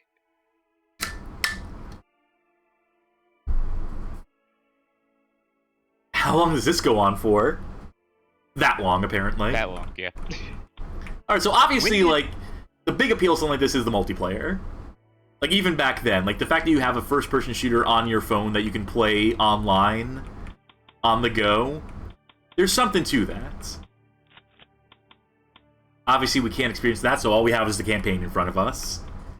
And I usually play on hardened, out of personal preference, but I'm going to go regular on this one, because I don't know how well this is going to control. I think I played a little bit of this. Modern Warfare did not come out until 2007, so... Yeah, they're just purely in World War II shooter still. Look at that poppin'. Ooh. Ooh. How do I crouch like my buddies? I have a melee. I can look up, down, left, right, strafe, etc. There's my jump, shoot, iron sights. You know the phrase, like, don't shoot till you see the whites of their eyes? Yeah! This is like, don't shoot till you see them. Oh, geez, I stood right next to the dynamite there that they put fine. on. You're alive. Got it. Okay, 0 to crouch. Does it hold 0 to crouch? No, just tap it once, mercifully. Okay. I want to get that MP4. You know, I was watching the Racevic video, probably mispronounced that, on Call of Duty 4. I started watching it recently, and I wasn't aware that the original plan for Call of Duty was to be a modern shooter. Yeah, at a certain point. But they were like, Activision was like, no, I mean, World War II's where it's at. I give up on trying to, well. Mission failed, America, sorry. Let's also buff the volume a little bit. Sorry, all these games having individual volume controls and not having like a standard. Not much we can do. Be sure to mute while you're in a call, though. Jump and use are the same key. Yeah, so it must be that I would jump on the gun. Okay. How do I progress? Okay, there we go. Everybody set? Let's go. There is voice acting in this. Forgot about that. It was hard to make out before. Martin, give me covering fire. That's moderately impressive. I think that's... Yep, a baddie. That is not what you want to hear from a soldier. Like, I think that's not one of ours. Let me shoot and try. Switch the jump button. There we go. I would like to try to play the original Call of Duty again to see if it still holds up. I have a feeling it does. It's alright. It's not what you expect. Well, unless you played it before, in which case you do. Then it's exactly what you expect. Yeah. I think I could, like, stick with my squad and we can, like, get through this level together. But I'm gonna rush ahead and make sure they stay alive by taking care of all the Jerrys between here and there. Except, I need someone to kick this door down. In the war, victory was not achieved by one man. Yeah, I guess I forgot about that important lesson. Except by this one man that you play as. He's the one to prove him wrong. And beat World War II by himself. Let's try the pistol out. You know, I love a good video game pistol. I do remember hearing that about the idea behind Call of Duty, the original, was that they didn't want to make a game like Medal of Honor where you're just like the man single-handedly winning World War II. They wanted to emphasize that it took like a squad and it took like many people and many different fronts to do it. And then like Modern Warfare and all the games came after that happened, in which case it was like, no, actually it was just one dude. Yeah, they kind of lost their mission statement at a certain point, or realized that players actually more enjoy feeling like the hero, the power fantasy, as it were. I don't hate this. I thought I would say that. I thought I would just point out that this is all right. It's not ideal. I think there's Game Boy Advance first-person shooters that are probably a little bit more playable than this, but this isn't awful. The view distance is real brutal. The fact that I can just like walk over here and see the edge of the world, that's a little unprofessional. From how it looks, it almost kind of feels like Call of Duty by way of Doom. Yeah, except it isn't 2.5D. This is full 3D. Yes. It's just in terms of like the level design, like how you're funneled into. No death animation. Also, the way the amount of frames the animations of like the deaths have. Let's go. Oh, we gotta start from the beginning? No checkpoints? Very much moving from keyframe to keyframe. Give me covering fire. Alright, what you do is you need to stab yourself with that golden arrow that's in the lower left corner and activate your stand. Oh, yes, of course. Then they really won't see what's coming. Where's our, I guess that'll just be part 2. I was gonna say, where's our World War II JoJo's, but... Can't think of a World War II song. I was gonna say Fortunate Son, but that's more Vietnam. Miss Pavlichenko by Woody Guthrie. Sure. Let's Fell go with that. by your gun, fell by your gun. More than 300 Nazis fell by your gun. Miss Yeah, Louis, too bad. Too early for Bad Company. Yeah. Also, already claimed by another stand. Martin, give me covering fire. Let's try meleeing them. Not quite the knife, but hey, one hit kills nonetheless.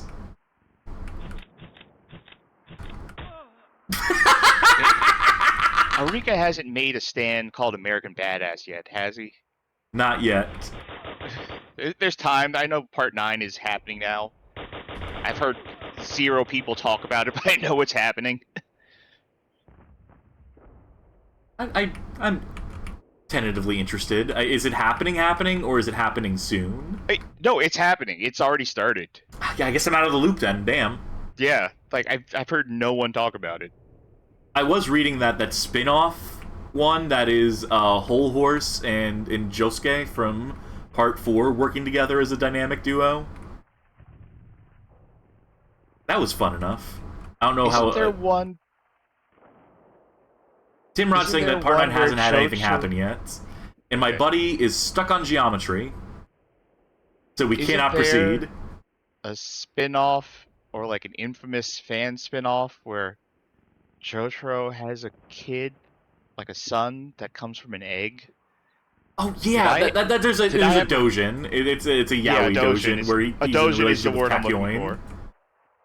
Yeah, so we can't beat this game. We can't beat this level because our teammate here is struggling to overcome this insurmountable obstacle. Can't shoot him either. There's some sort of wooden Nazi in front of me. I can't get past them. Friendly fire will not be tolerated. I guess it will, actually. Fuck it. All right. Bunny's best girl. Yo, can't believe I caught a Bad Game Hall of Fame stream. Welcome. Glad to have you here. I think we're just wrapping up Call of Duty, maybe? I so want to play more of this, but it's not letting me. It really doesn't want me to explore it, to give it the benefit of the doubt, to give it like a positive look.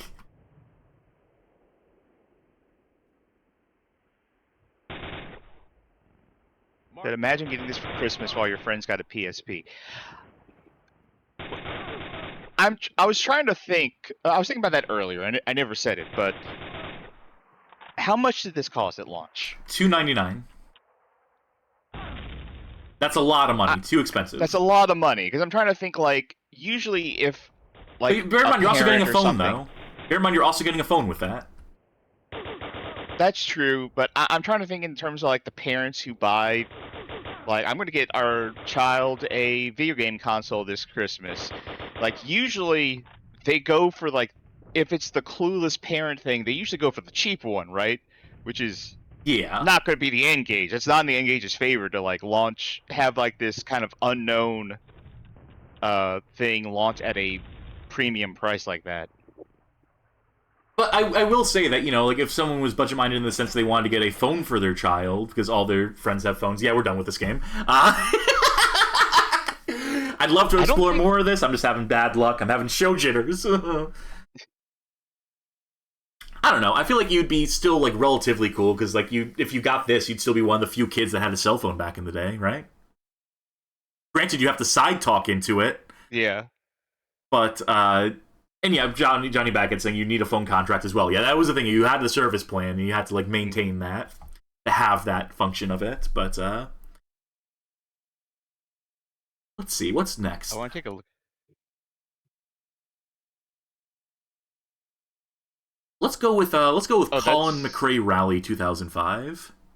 Oh, I'm looking at Johnny did link to a video of Puzzle Bobble running on hardware in the Discord.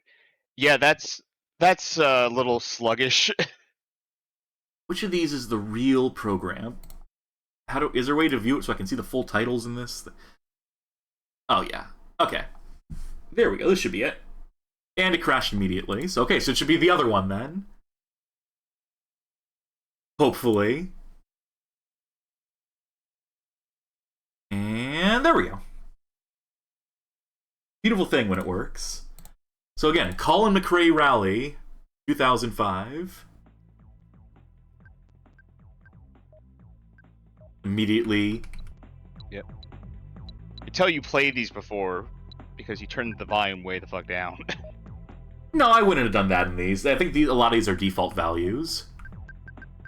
Alright, full list of controls. In which case they're like, no, you don't want to hear this. This is going to be tough to remember all this. And also, if I have to gear shift, this is... well, try to pick automatic if you can. Yeah, if it lets Bluetooth. me. Ghost car on or off, units, miles per hour, or kilometers per hour. Why am I surprised to see Bluetooth? I mean, yeah, this was the N-Gage Arena. Instead of calling N-Gage Arena, they actually called it as Bluetooth connectivity. But the N-Gage Arena was all Bluetooth stuff. And cellular tower stuff, but, oh, they do call it N-Gage Arena. Oh, the Bluetooth settings for your Bluetooth driver. Okay. Well, whatever, let's rally. Single stage? How many stages do we have? It's time for Crazy Rally. Create a new driver profile. Tag. B. A. B. Name? Bad? Again? Date of birth. How far does it go? Oh yeah, future-proof in the game. They knew people would be playing this for centuries to come. How far? How far? I have to know. We could be here all night, Charkie.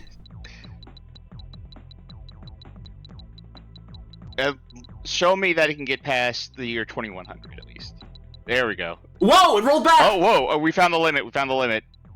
Wait, go. I want to see when is the last year you could possibly.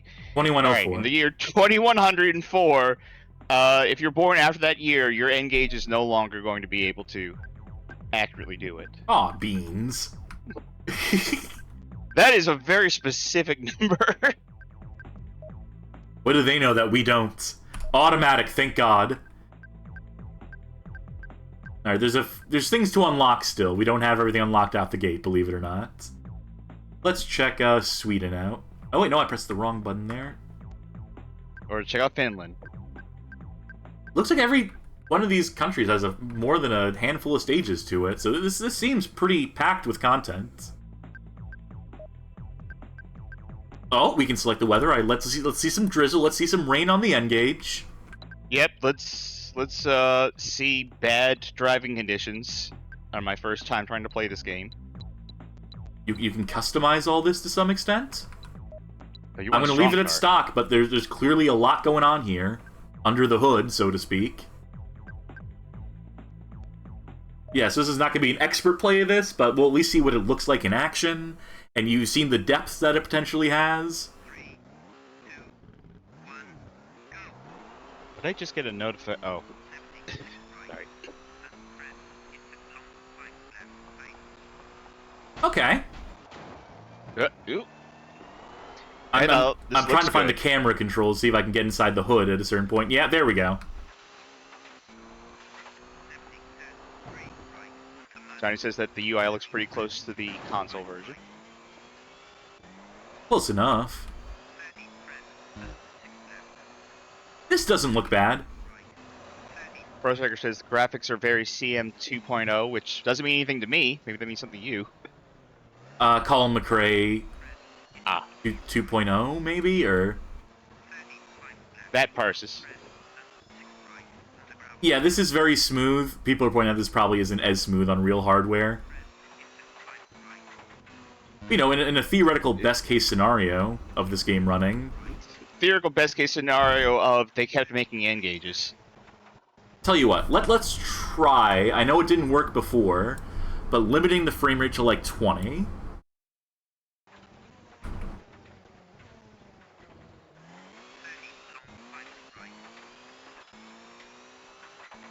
Still doable. Yeah.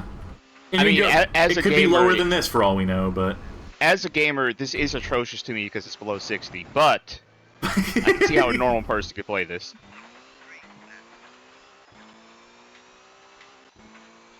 I don't know if I ever said it on stream, but I've wanted to make a game just to trick Digital Foundry. tell. It's a game that is just a black screen, but it is technically running at 5,000 frames per second with no drops. We have to say, the frame rate here is quite impressive.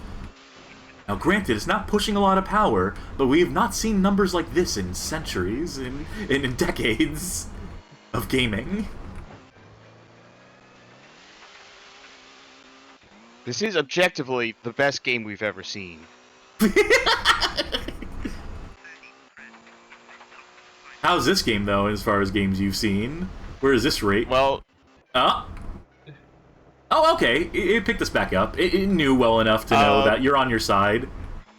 I think this is still fairly impressive. Yeah, As it is. I think if you had an N-Gage at the time, and you had this racing game, this would be a good one. It seems like there's a rally, lot to it. Yes. A lot to rally unlock, racing, a lot of tracks to drive, a lot of customization under the hood so you can fine-tune it. Rally racing isn't my thing. I kind of prefer racing against opponents. Yeah, I think you do get opponents on the track. I know we're challenging times right now, but I imagine there's probably a mode where you see other people that you're racing against here. I think... I mean, I could be wrong. I'm not much of a race person, but I think rally is generally you're not going bumper to bumper with other people. No, rally is large open track and, maybe potentially multi-days. Like the Paris-Dakar Rally. Yeah. The subject of Paris-Dakar Rally Special, infamous Famicom, Usoge. Yeah, there's other racers on the road. There's, you could be further apart because when the races go on as long as they do, and it is all, like, wide open space, you might be, like, miles away from your opponent. Little replay. This is adorable, taking advantage of the systems built in. I am Headful said the hood looked like it was getting kind of crumpled, so there might have been some sort of damage. Oh, I don't doubt that one bit. Yeah, no, I strongly suspect there is. Bad, you have set the fastest time for this stage. Yeah. Johnny says in real rally races are minutes apart on purpose, and I am Headful says when it's got multiple cars it's called rallycross. So yeah, unless there's like a rallycross mode, I don't think you're going to see cars. And like I said, rally just isn't for me because I prefer having multiple cars at once. But I could see if you're a racing fan, if you had an N-Gage at the time and you had this game, I think it'd be fine. I could do one more track on this.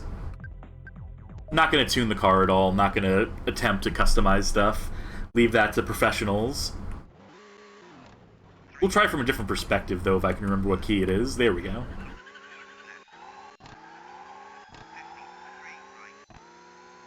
There's nice details, like the exhaust, like, you see, like, the misfire system they have. This reminds me of some of the racing games on the GBA, but better looking. Yeah, no, absolutely. There are full 3D racing games on the GBA. Mm-hmm. Hey, there's some FMV racers on the Game Boy Color. Do you remember... Do you know those racing games? Like back from I want to say the 80s. But what the game was it was a steering wheel and like a physical car. And you turned the steering wheel, and the physical car that was part of the thing moved left and right, and there was a video playing on the screen. Yeah, there was a few of those. Or yeah. if it wasn't a video, it would also be like a rotating like cylinder that had the graphics printed onto it. Yeah, I didn't mean video. I meant it was like literally like just like a screen that was going around. You actually kept score. I think there was actually one that was a video though. Yeah, there's versions of that are video. Those are a lot of like children's toys or that, and then there's like there's even a few arcade games that use that sort of technology. Electromechanical games, granted. Yeah, we should go back to that. We need a revival. We've come too far. I know the retro revival. I know the retro revival is up to PSX and N64 these days, but we need to like step back. Let's take it back, way back. Like Odyssey era, maybe pre-Odyssey.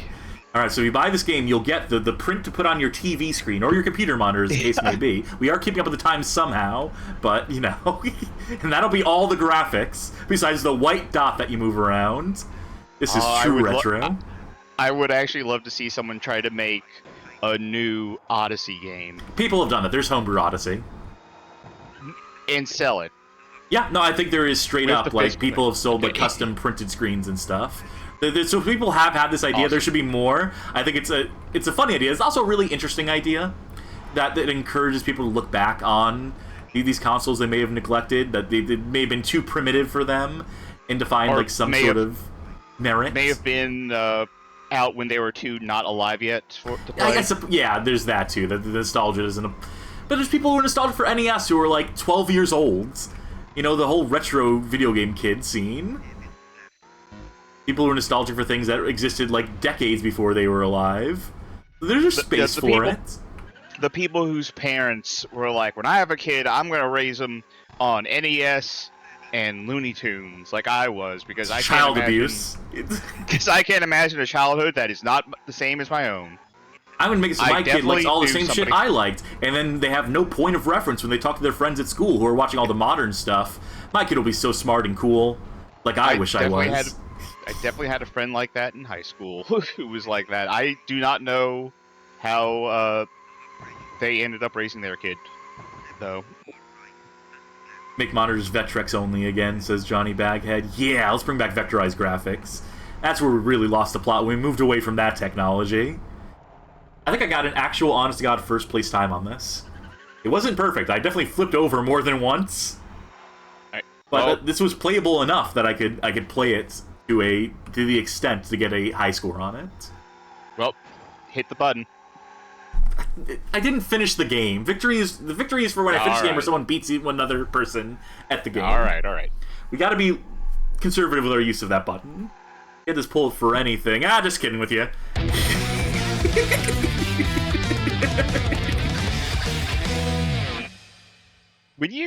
I'll press the button whenever I damn well please. When you sent me the streaming package for OBS, is the button included? If it's not, I'll make sure it is in the next one, the next revision of it. We gotta get that ready soon, actually. Yes, I think so. If I'm thinking correctly. Let's move on to Spider-Man 2. Ooh. Famous console game. The version of it on consoles is particularly... Great console game if you don't go back and try to play it. Yeah, it's great in our memories. It's great in our mind's eye. Spider-Man, load it up. There we go. Load it up. There we go. Sumac Roos asking, Spider-Man 2-1 or Spider-Man 2-2? Ooh. I felt my brain like drop out of my head into my stomach trying to like answer that question correctly. I mean, not to be confused with Spider-Man 2-3, which just came out, right? Yes, I think. Got me confused now. 2D controls, 3D controls. Both kinds of controls represented here. Alright, now is this gonna be... Oh, it's Spider-Man 2 1.0, so okay. I played a little bit of this at some point, it looks like. BRG. Italics maybe don't work at... with pixel fonts. Yeah, maybe not. Yeah. High above the sprawling city clings a silent, costumed figure. And it scrolls over. Batman. The Daily Bugle press, including Peter Parker, has been invited to the laboratory of Dr. Otto Octavius, where he will demonstrate his new invention. Send Spider-Man swinging through the city streets to get there in the fastest time possible. Each waypoint is marked by, I think we're starting with the 3D here. And the mission is marked with a special blue spiderweb. Press 5 to start Spidey swinging. Press the right and left buttons to turn him. 7 to make Spider-Man turn 90 degrees. Oh my god! How many screens to explain this? Alright.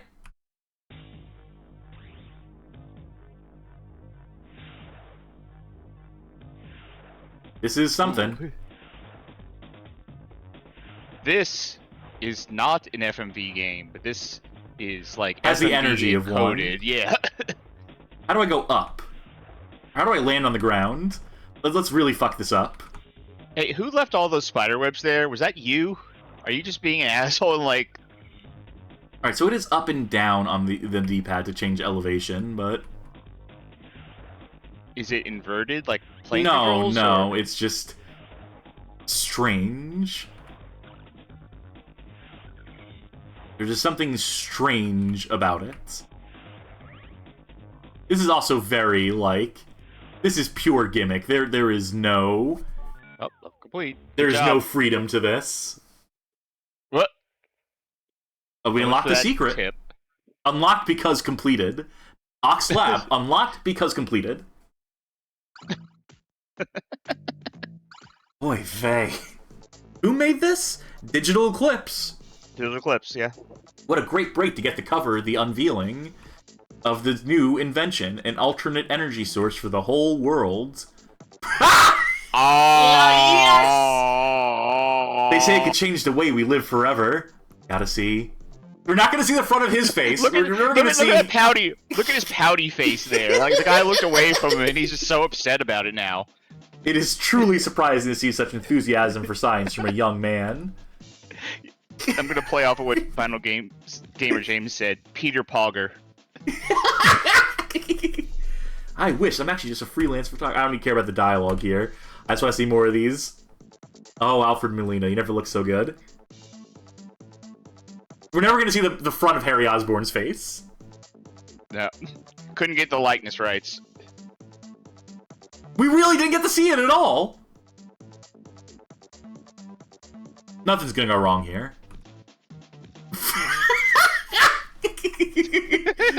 Doy. I'm getting Dragon Ball Evolution on PSP vibes from some of this. Nah, that looked better. Oh? What have I done? You caused this explosion. You will pay for this. My alternative power source will be a success, even with your untimely appearance, Spider-Man. What's happening in this shot? Why is the explosion green? Thugs. What? Huh? Press. Yeah, tutorializing me still. Yeah, this 2D gameplay now. Yeah, this looks,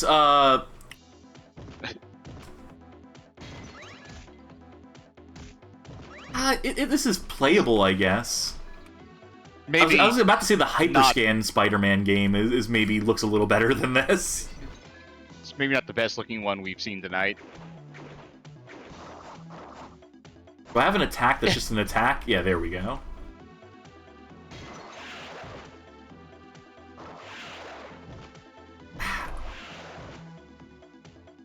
That animation, especially the climbing up the wall animation, is particularly rough. How do I just get up to the ceiling? That's what I need to figure out. Like, how do you jump the ceiling? There we go.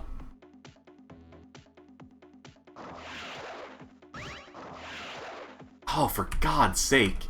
I wonder what superhero has had the most games made about them. I'm thinking it might be Spider-Man.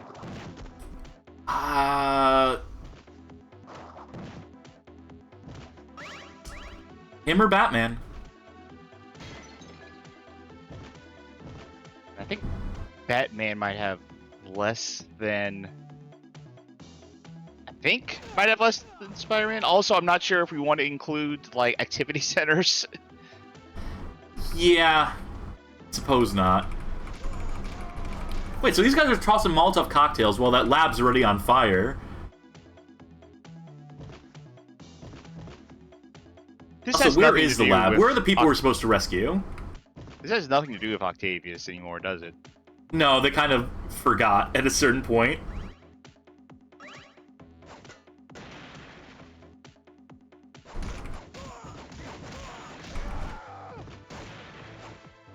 Bob Nader says that the GBA game for this also had the 3D parts. Yeah, we covered that in another video I wrote for the skeletons about like more 3D GBA games because they had missed a few, and I took it upon myself to find all of them. Tron 2.0 on Game Boy Advance, really interesting game.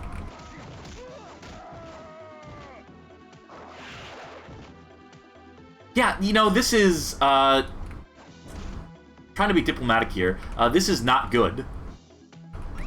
It's not bad. It's just you'd really have to be a Spider-Man fan. And I bet these levels are, like, super long. They gave me a 10-minute time limit for this. Maybe that's like a grace. It's like, yeah, this isn't gonna go well. Take 10 minutes.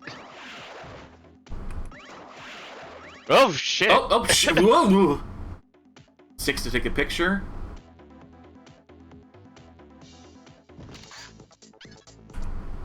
You already had a Great. photo?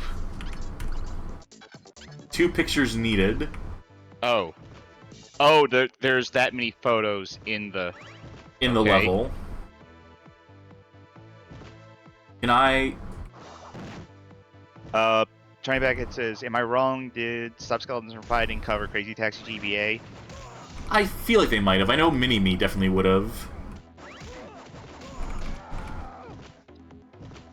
Just speaking of YouTubers, Sure, why playing not? video games. I see 2 things. One, which is what this game is reminding me of, was I was just screen recording something, just because I needed to get some video of it, and the re-res N-Gage video was playing in the background, so the audio of it was coming through, and it was at the point in the video where they were showing a clip of this game, and they were saying something along the lines of, like, the N-Gage and its funky aspect ratio. And when I stopped the recording, it stopped in the middle of it, so it just says the N-Gage and its funky ass. So I just have an audio clip. So I just have an audio clip now of Shane saying funky ass. I don't use it anywhere, but it's there. This is a great action shot that Peter Parker captured of Spider-Man. This one's going to be front page of the Bugle for sure.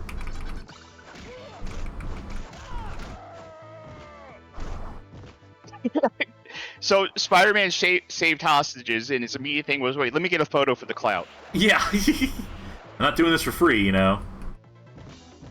Anyway, the other YouTuber comment is, geez, you go so high sometimes when you do that. I think there's an air vent blowing me up there, in fairness.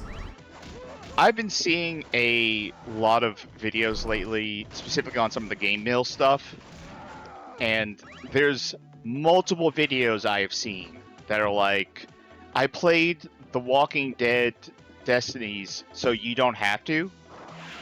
Multiple of those videos. I think those guys should communicate better because only one person has to play it so no one else has to. Yeah, it's a lot of redundant content there. So what's up? Oh my god! I love him. Time This to is steal my the husband. donuts.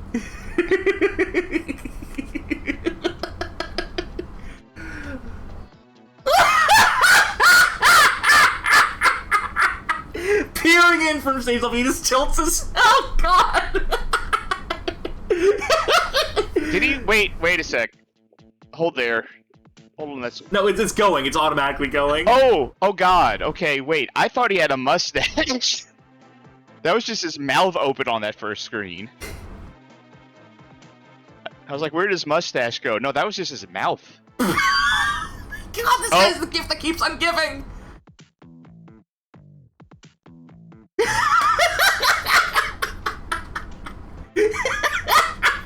There. Getting head pats.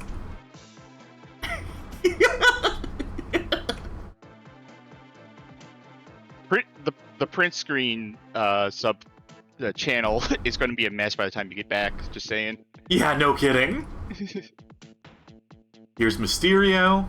Oh, you described no, the Mysterio fight in in Spider-Man 2 the other day, in whatever No, version of Spider-Man that's- 2. That is not Mysterio. I'm sorry. He has never looked like that. Good luck, Bugaboo. Take out the thugs and get down to lower level before the deadly gas spreads and kills everything in its path. I remember this from the GBA version, actually. It's not this level exactly, but it's the same idea. And we're going to go through this building, and there's going to be the gas behind us, so we have to do it with some relative quickness. So it's like it's like the GBA version, but these are original stages. They are original graphics, but it follows the same template and progression, which is still markedly different from following the progression of Spider-Man 2, the movie.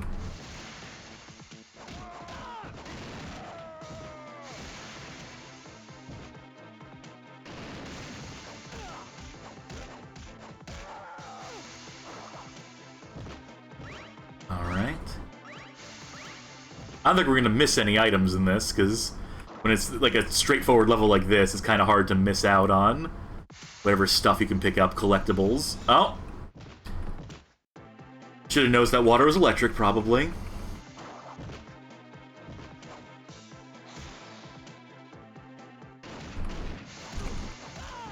I just took a shotgun blast directly to the face.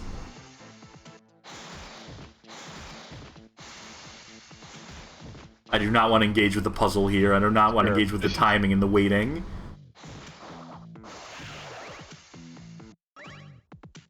Oh. 3-1 up. How do you feel about that Spider-Man 2 console game? I know you mentioned it earlier. Nope, that's the toxic gas. I went the wrong way. Have not played it yet. I'm gonna want to play it because I really liked Miles Morales.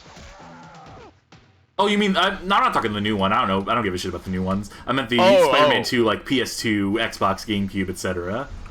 Okay. I mean, there are several Spider-Man 2s on console. There's the PS1 one, there's the PS2 one, there's the one that everyone PS5 says is one. good, which I presume is the PS2 one. I really loved it when I played it. Originally, when it came out. I think I tried to play it like a year ago again. Really kinda doesn't hold up all that much. But at the time, it was great. I have a lot of good memories of that game. This I is don't impressive. think it translates into still being a good game. This screenshot is impressive. This photo I took. Because Spider-Man was blinking because he had taken damage, and the frame they took the photo on, Spider-Man is not in this photo.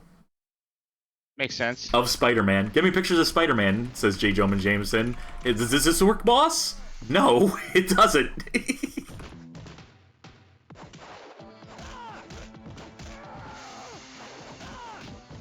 Also, Spider-Man 2, I think at the time, the Bruce Campbell tutorial was really funny, and I think it's a little tedious Grating now. Yeah. I think it is skippable, if I remember correctly. You would certainly hope so. I know the PC version is like a even lower rent version of the PS2 version. The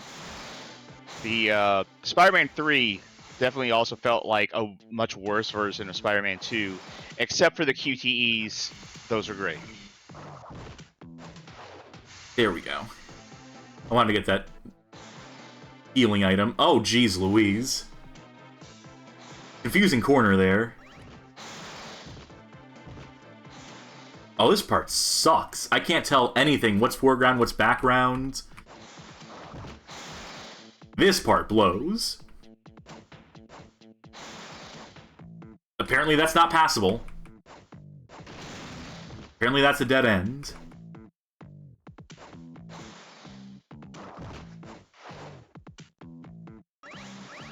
Oh, gotta take a photo again. Great, great, as always. Bang up job, Parker. What am I hanging off of? Why Why can I not go back up? Okay. There you go. No, it's just... No? Yeah, no. There was something in the There you way. couldn't tell you what. Yeah, this is maybe where this is all starting to fall apart for me, this one. It was pretty low rent before, but, you know, whatever. Kid's not gonna know any better, but this is... With the way that whole section played out, nah.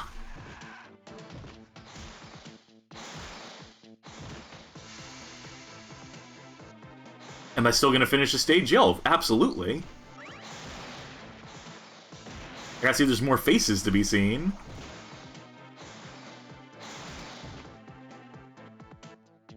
Please be some healing on the other side of this. One up, whatever.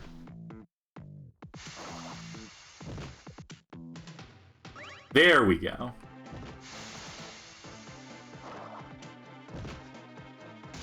Whoops. I meant to swing across that. Shock yourself to intimidate him. Oh my god, this doesn't Spider-Man's bother willing to me shock a bit. himself. Why should I even shoot him? Well, they made that power up. I'll skip that one.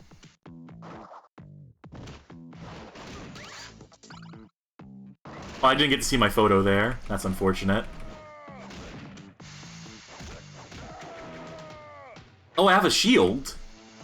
And it's gonna get me killed because I got stuck and I couldn't figure out how to get out of it. So the poison gas got me.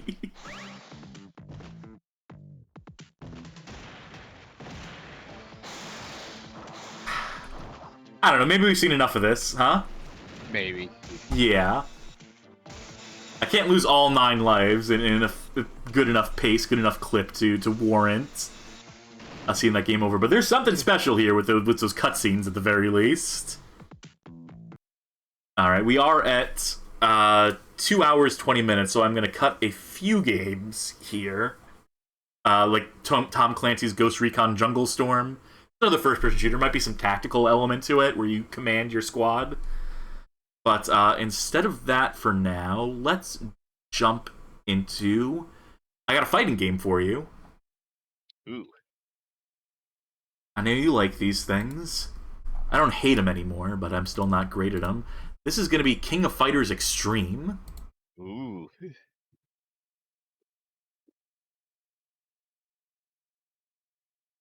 Alright, you know your stuff? You know how to get into max mode, do some short hops, dream canceling? No. Oh, it's another game where the sound is super low.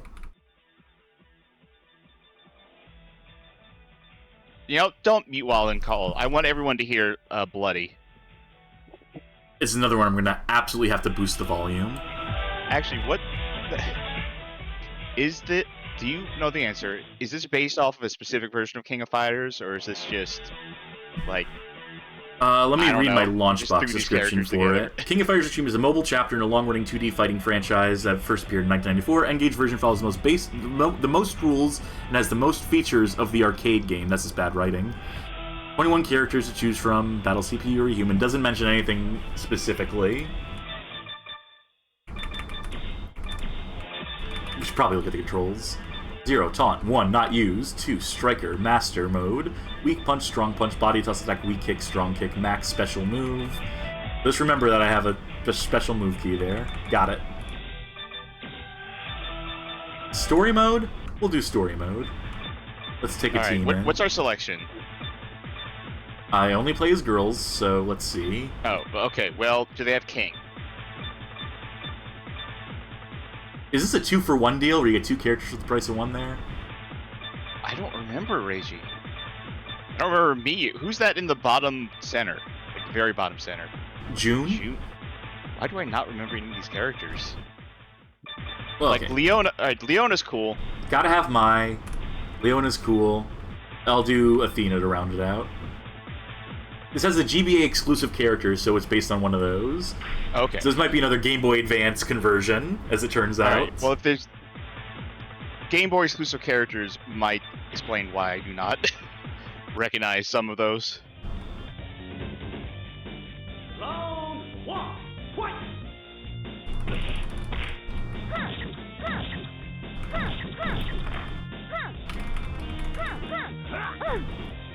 Yeah, this is a fighting game.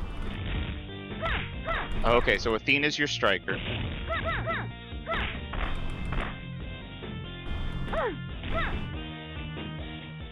I did something.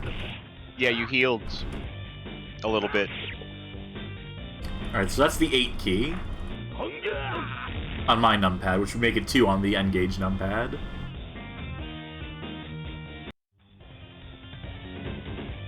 Oh yeah, I guess when dance. you're like looking at those controls, you have to like translate between N-Gage and a computer's numpad.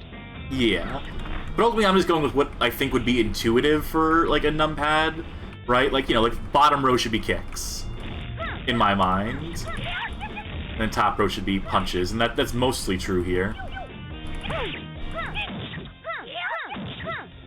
You should be good to do your special. You got max meter.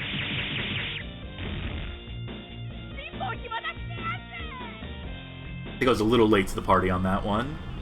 Well, that was also calling you Leona is a charge character, so I've made a huge mistake because I don't know how to play charge characters. Thank you, SSF-SX17 for cluing me into that. Let's see.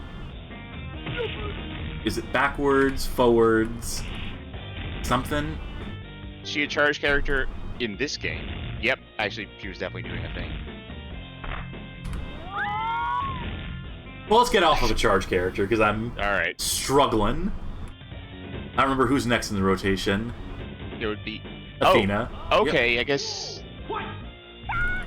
you don't have a dedicated striker in this one.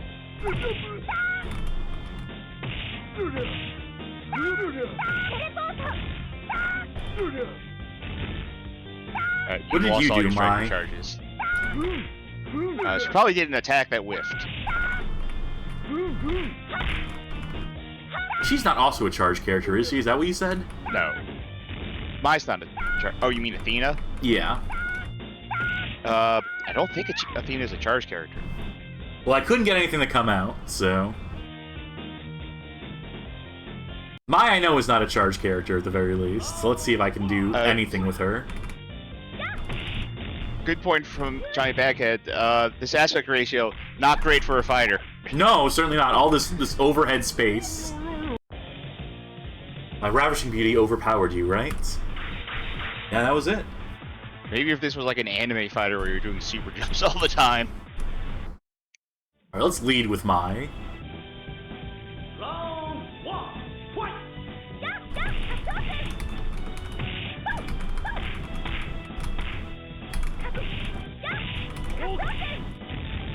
I know she has some projectiles. There we go. I intercepted midair.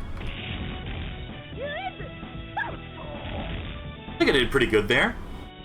Wait, does that actually say N-Gage on the truck? A KOF N-Gage 4. Yeah. Round two, fight!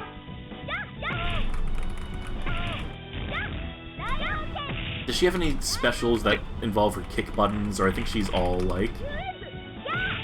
Yeah, she's all like punch forward. You know, I don't get too much into fighting games. So the fighting game I enjoyed is the Real Bout Fatal Fury series. That's one that has like the multi-plane stuff. I think those ones are pretty fun. And I was pretty okay as Mai in those. My favorite was always King of Fighters 99. That was the first one with K-Dash in it. K-Dash was a character like specifically designed towards my interest in character design. You love to see it. It's also why I like the Fallen Angels, because that was the game made before the game that, let me rephrase that sentence. The guy who made the character designs for Fallen Angels made the character designs for King of Fighters 99, and that game basically has K-Dash and Maxima in it. So, like, when that company went under Psycho, when, like, that game failed and he went over to SNK, he was like, you know, those were good ideas. I'm just going to do that again. Can't blame a man for recycling.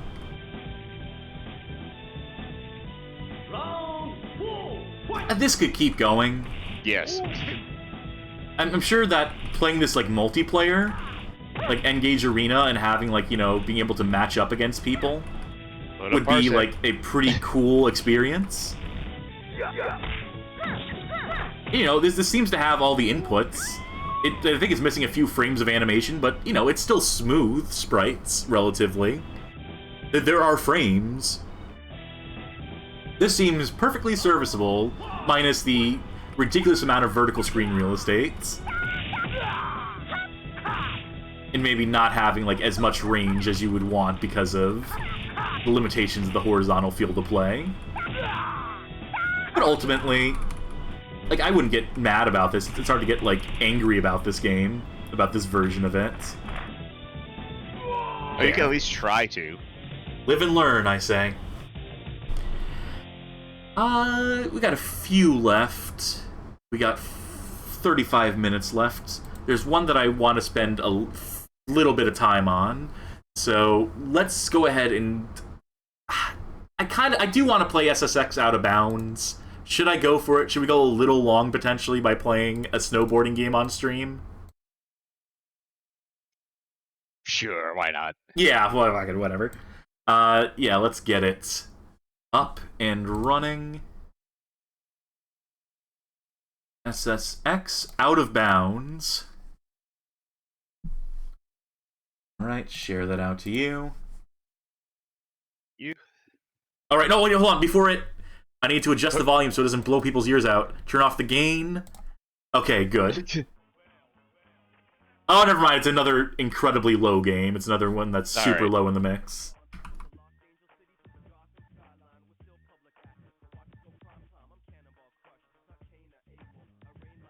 How do I guess I'm just B now, because I was trying to figure out how to let me get to the next letter, but it did not let me.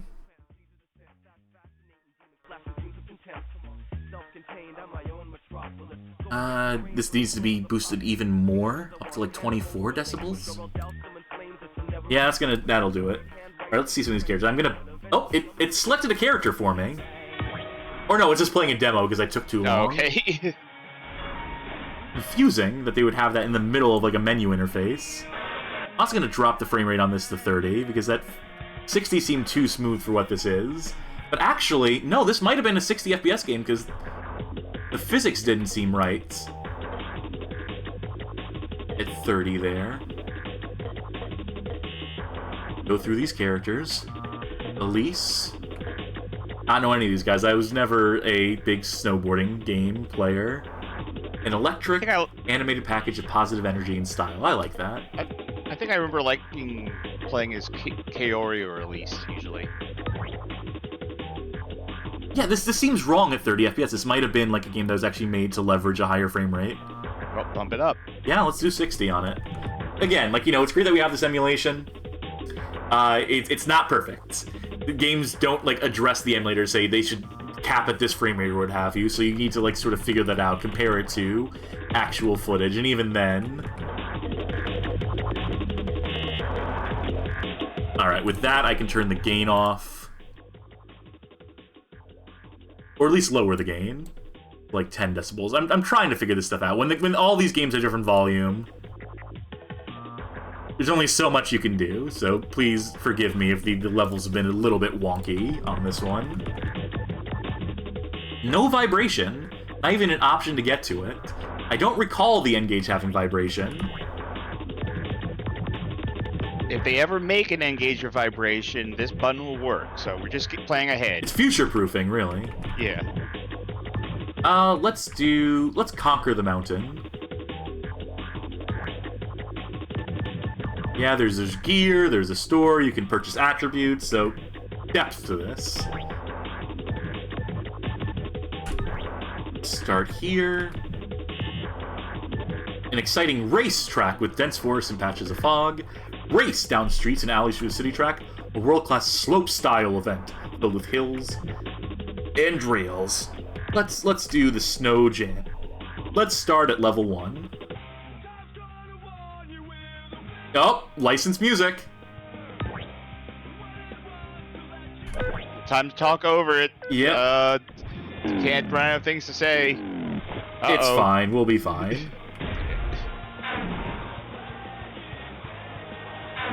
You know what? Kind of impressive, gotta say. Oh, there's a lot of trickery here. Like, you know, doesn't need any ceilings or anything. You're just staring straight ahead, so that's a lot of unchanging. Still, I mean, it's... Yeah, I mean, yeah, it's not bad. This would be... Yeah. I would be happy with this purchase if I liked these games. As happy as you could be with, you know, your N-Gage purchase. I don't know. I think there's people who... There's a reason why people still genuinely love the N-Gage to this day. There's still a community. I mean, people who made this, the N-Gage Discord server, which I think I'm inexplicably still a part of, but... Oh, geez. I mean, I also love my PlayStation Vita, but, didn't end well. Sure. Is there a punch button here?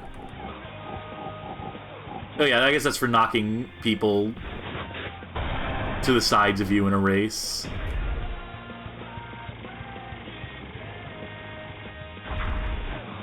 Yeah, so you can flip. This is gonna be sick. Yeah, there we go. Special meter for whatever that's worth. I don't know any special moves, so the application of this is gonna be quite limited. But I might be next to... Yeah, I'm gonna keep this guy from... He'll stay in third. Or fourth. Yeah, I might actually be able to pull this one out. Oh, I think that meter on the right is actually, like, boost. Like, almost like a nitro in, like, a racing game. Every time I'm pressing 5, I'm draining meter, but I'm moving fast.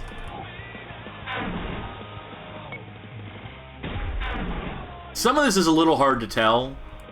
Like, where the track ends and side of the track begins and whatnot. But when it's all white, I guess that's kind of just comes with the territory. Johnny Backett saying, is this super legit, though? This is the same level layout the console version had. I mean, if that's the case, that's awesome. I'm happy for it. I'm happy for players who got to experience this then, because, yeah, if you're getting, like... If you're someone who, like, takes time attack very seriously and you want to practice this game on the go or something, you know? Have the handheld version. If the maps are identical, then you can transfer that knowledge back. Now, I could have sworn I would have landed that one. I keep going for the backflip, and it's not paying off. Also, notice that there's letterboxing on this. Kind of, yeah, technically.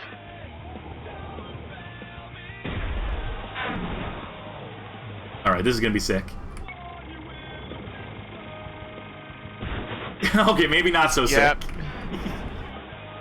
I mean, you will be going to the hospital, but not because you're sick. B. That's me. Qualified for the semifinal. Do I have to do, is that the same course? Yeah, why not? Super Uber is the name of that meter on the right. Well, no, you build up your meter, and then you get the super, and then you can build it up again to get to Uber. Those are 2 levels of power-up. Okay. I'm trying to do tricks where I can. If I remember correctly, once you get to Uber, you basically have infinite boost. And there's some tricks you can only pull off of Uber.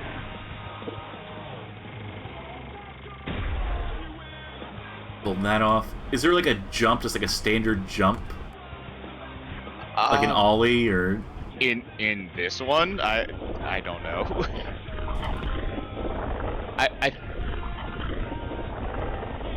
I don't know how the N-Gage version works, obviously. But in the console game? I think you can basically do a little hop whenever, but you're mostly going to want to do things off of ramps. Yeah, because I noticed that there's some rails it looks like you would have to jump on top of to get onto. It's been a bit since I played the original SSX. You know what I really fucking miss, though, is SSX on the PlayStation 3 and Xbox 360. That was a real good version of that game. That was peak? Yeah. Maybe not peak, but it was a real good game. You don't see many snowboarding games these days. No. There was that, what was that Ubisoft one? Actually, you see, there's oh fuck, why can't I remember the name of it? Because I really like that game. steep. They're steep. Riders Republic had snowboarding in it, and both of those are Ubisoft. I guess Snow came out in the past 10 years. That's true. There was a snowboarding game that came out like last year. Shredders, I think it was called. Okay, so maybe I'm just out of the loop. Yeah. Took me a little bit to remember them, but yeah, there's some. But they out there. EA big on the tiniest console imaginable.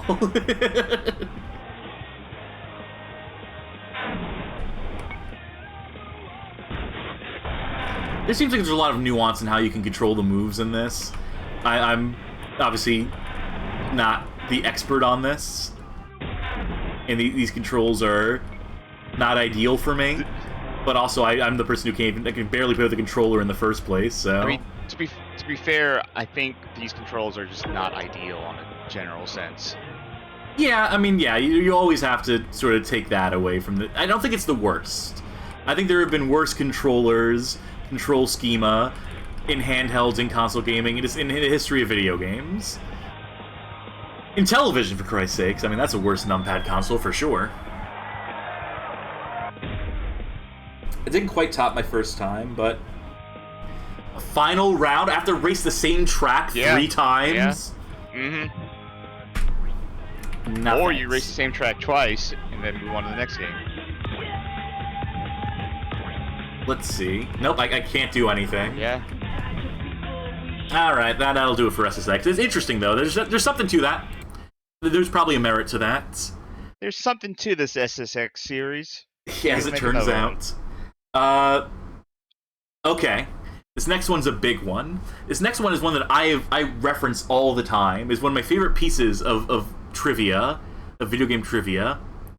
So this is Splinter Cell. This is Tom Clancy's Splinter Cell Chaos Theory on the N-Gage.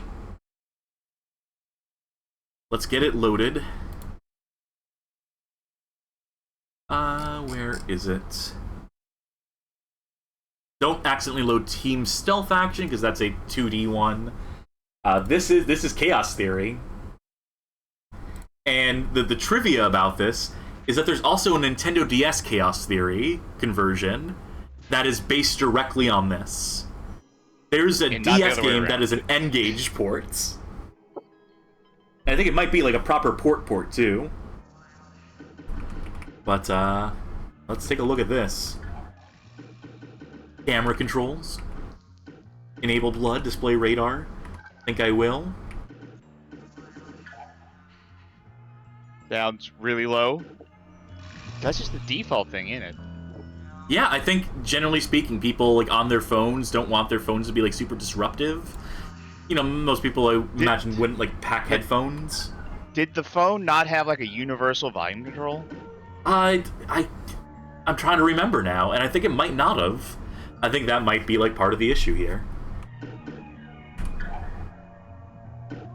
Missions. Can I? Nope, I gotta do training. Shit. No. Let's back out. Let's start from the top.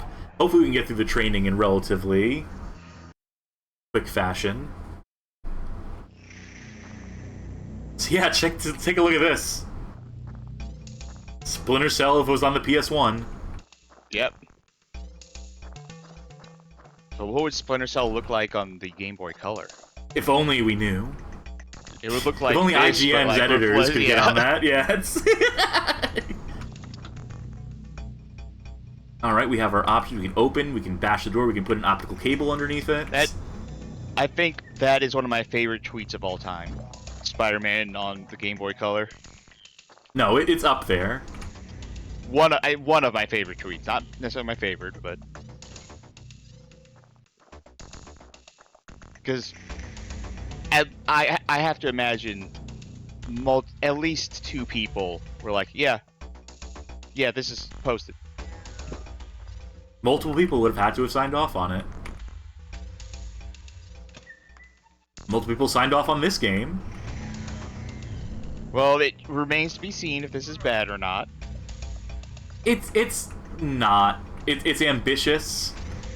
It's wild how much content is in this and how much of the nuance of the control and stuff is in it, I would love to get past this tutorial so we can see some more of it. To proceed, you will have to use the pipe above you, hit key 5 to jump on the gray box, and press it again. Grab the pipe. Use your controller keys to move forward or backwards. That's good so far. There's one problem I have with this. There needs to be a key for... Well, first of all, I need to get the camera in a decent position. Look at that color Inside depth. legs, that's decent, right? So here's the thing. I need to be able to, like, lift myself up. Okay, here we go. You might need to grab the pipe with your legs to squeeze through to your spots. Use the key 5 It's to too move. bad we didn't. Too bad we didn't add a key for that. Sorry. It says use key 5 to move on to the next area. Oh, okay, I get it. I get it. I have to face away from it, or like have the leg space to go up. All right, that's not too bad. That's relatively intuitive. It's Video Game King with Sam Fisher. I feel stronger now. Drop off of that. Oh, that's my gun. When you are perpendicular to 2 walls, distance at least 2 meters from each other. Yeah, get your measuring tape out in the game. Wait, so what was the... Oh, look at this! That's an impressive thermal effect. For this resolution, for everything happening here. Like, compared to this looks like it could be a thermal vision like a PS2 game. This is rough. Yeah. This is neat. This is still rough, but... Alright, I gotta read this again to see what the key was. This entire room, extremely cold. E5 twice for split jump. I think I'm maybe in the wrong spot, or... Oh, I think I'm actually skipping past prompts here. Yes, you definitely are. Going up a pole, or...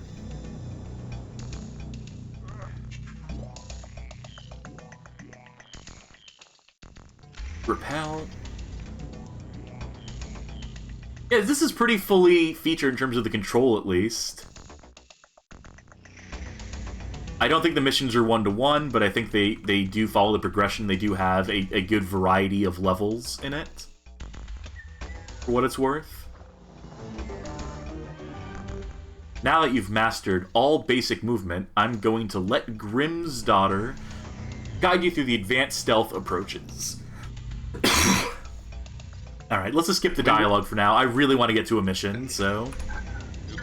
When do I get to break the Geneva Convention? Soon, God willing, soon.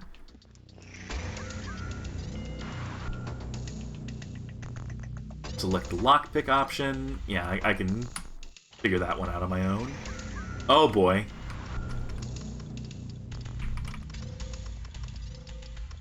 Alright, this is a matter of finding which button on the D-pad you actually want to press to make the tumbler go up.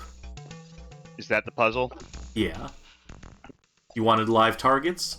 Looks like you're getting what you asked for. Move behind the guard quietly and grab him by selecting the option.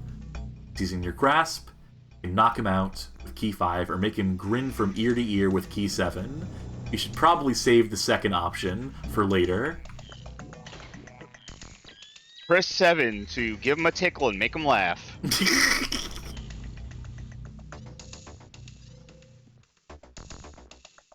7. Well, Sam, good job. what are you thinking? Do not kill our men.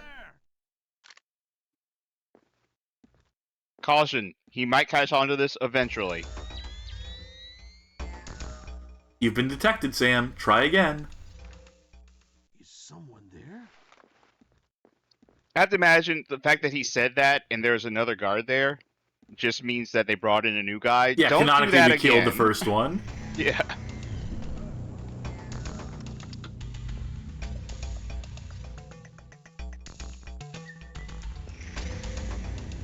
Is someone there? I'm surprised they even enable that button in this tutorial. Like, Very yeah, funny you that can they totally did. just murder one of your own guys.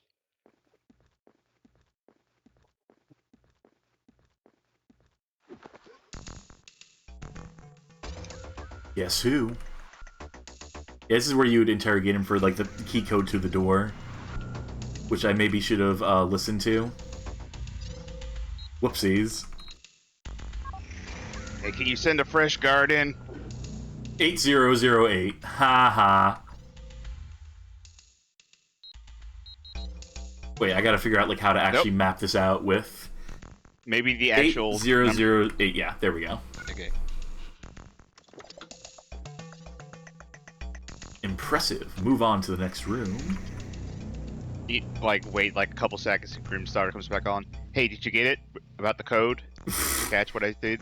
Canadian Gator pointing out this is not an immersive sim. Fortunately, the first door code was not 451, so... Doesn't count. The world we would be living in now if the code in System Shock was boob.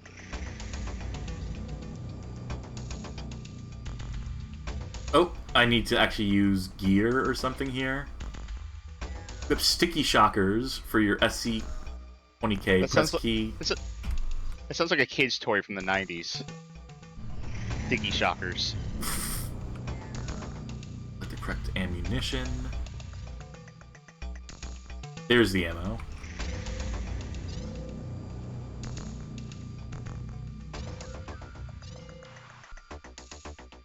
But I can't shoot, though. You have no ammo in that gun. Well, I picked up the sticky shockers. Yeah, that's not what that gun is, I don't think. No, there it is. I just didn't have the right ammo selected. Okay. I thought I would have automatically loaded it. Okay, there we go. You have 15 seconds.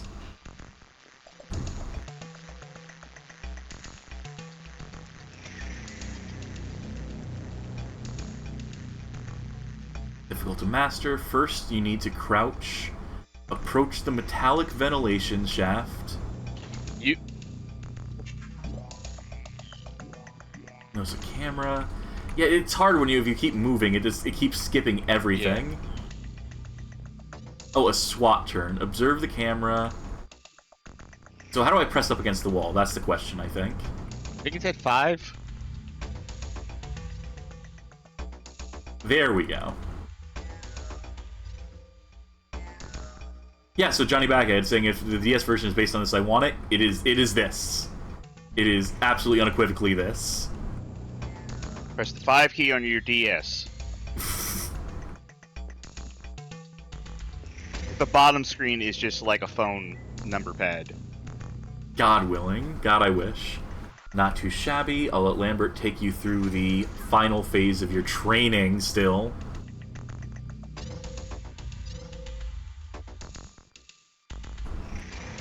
Alright, skip that. Call HR, report this.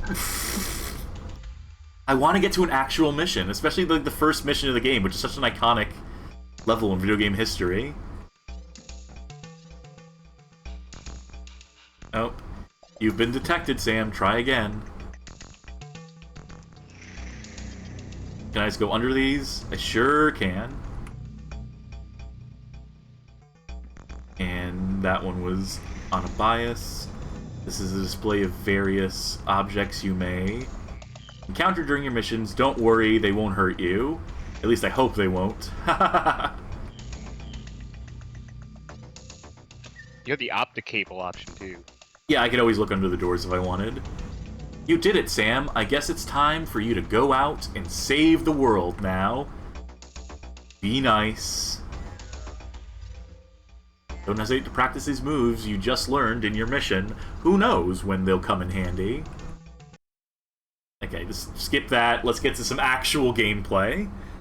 I mean, like, the training was good enough for showing off, like, how in-depth the controls get, I suppose, but come on, we're here for a reason. We want to do the lighthouse mission. The famous, like, tech demo of a level. And here it is. I don't actually remember this mission, but I played Splinter Cell when it came out, so... Yeah, on PS2 and Xbox and wherever else it came out on, this was, like, a graphic powerhouse level. This was, like, pushing hardware to its limits. And a little less... I mean, I guess it is still technically pushing the N-Gage to its limits in this variation, in this version of it, but... It looks like he broke his arm. Yeah, he's bent it at a weird angle. Yeah, okay, it makes more sense from this angle. All I need is my trusty 5-7. Damn right. Rescue Morganholt, remain undetected. Can't make any promises, Chief.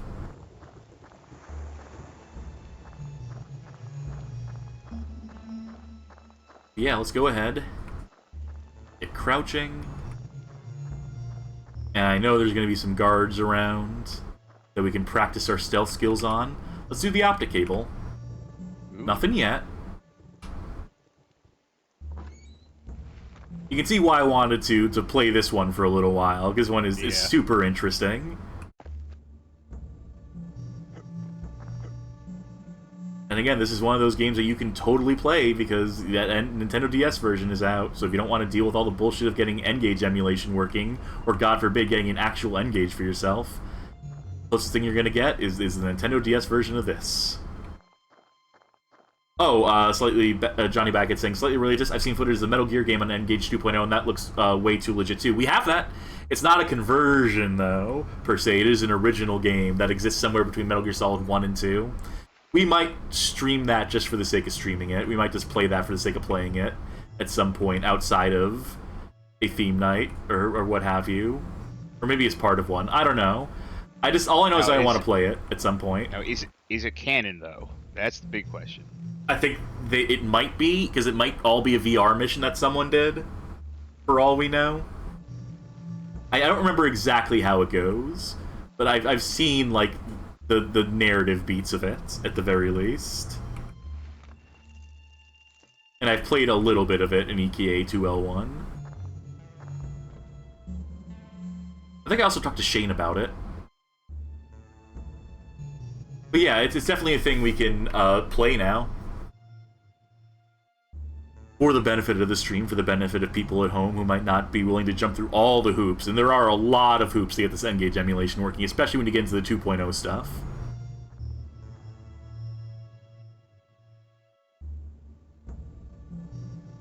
Very quiet game, although I don't know if that's just... Yeah, it is incredibly quiet. It was getting boosted for the audience, but we are barely hearing it, unfortunately. Did save your game mid-fall, just automatically? I believe it did. No, I have options here. I could probably climb those crates and get, like, a vantage. Or I could just open this door and be right next to that guy. Oh, you didn't make him smile. Oh, that's your mission, is to come here and spread happiness, make people smile. It's always America's mission, isn't it? Spread joy around the globe. Alright, put his body in the shadows where no one will find it. Because that is a consideration you have to make in these games. I remember that speech from George W. Bush about going to Iraq to make people smile against the axis of grumps. Somebody's leaning on this door. I guess I'll have to bash it. Knocked his ass out.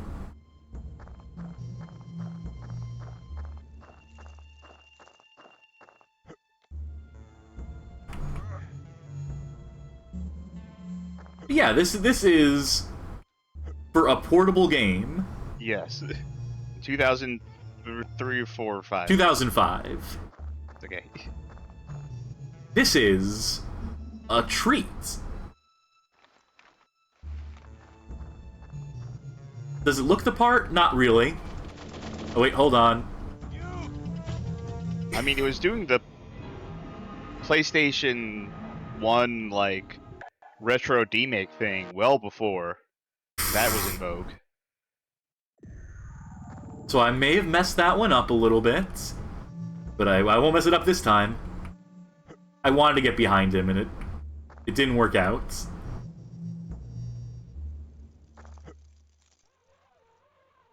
Fun fact, Lilith Walker's first game. Lilith Walker? Bloodborne PSX. Oh, okay, yes, I get you. I understand that reference. Can't interrogate this guy, but I can make him smile! That was a good one, Sam. Thank you. Go ahead and use my computer. You earned it. I will take that pistol ammo if you don't mind. Elizabeth Walther, I meant, not Walker. No one here. We're clear. Oh! Phase inside that door. Really feel the door before we open it up.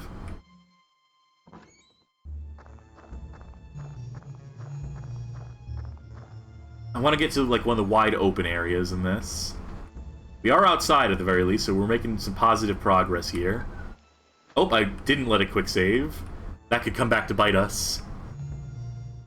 Immediately walk into a bear trap and die. Curses. Fisher, give me a status report. Hang up on you, boss. Find equipment details. How many smiles have you delivered today? Just the one, sir. No good. We got a quota here. Hey, you! Hey, what's wrong? You're laying on the floor for some reason. Also, my head itches. What's up? 2 more alarms and the place will be crawling with guards. So that's how they give you, like, some benefit of the... Oh, that was weird. What happened down there? Just a knife. I can't loot these bodies or anything. Ultimately, I didn't need to interact with them in any capacity, probably. Probably could just let sleeping guards lie. Now listen, if the base knows that you've killed people 2 more times, they're gonna get real angry. 3 strikes, you're out of here.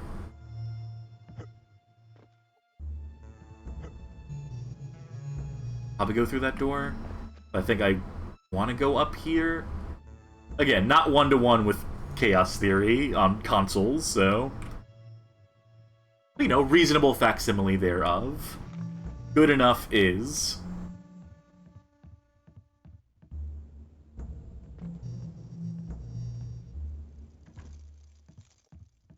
Master of Stealth.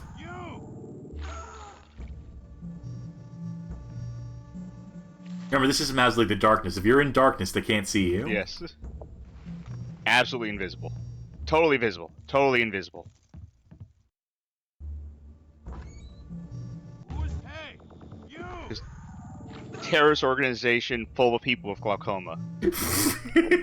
With no peripheral vision. All listening to music at all times.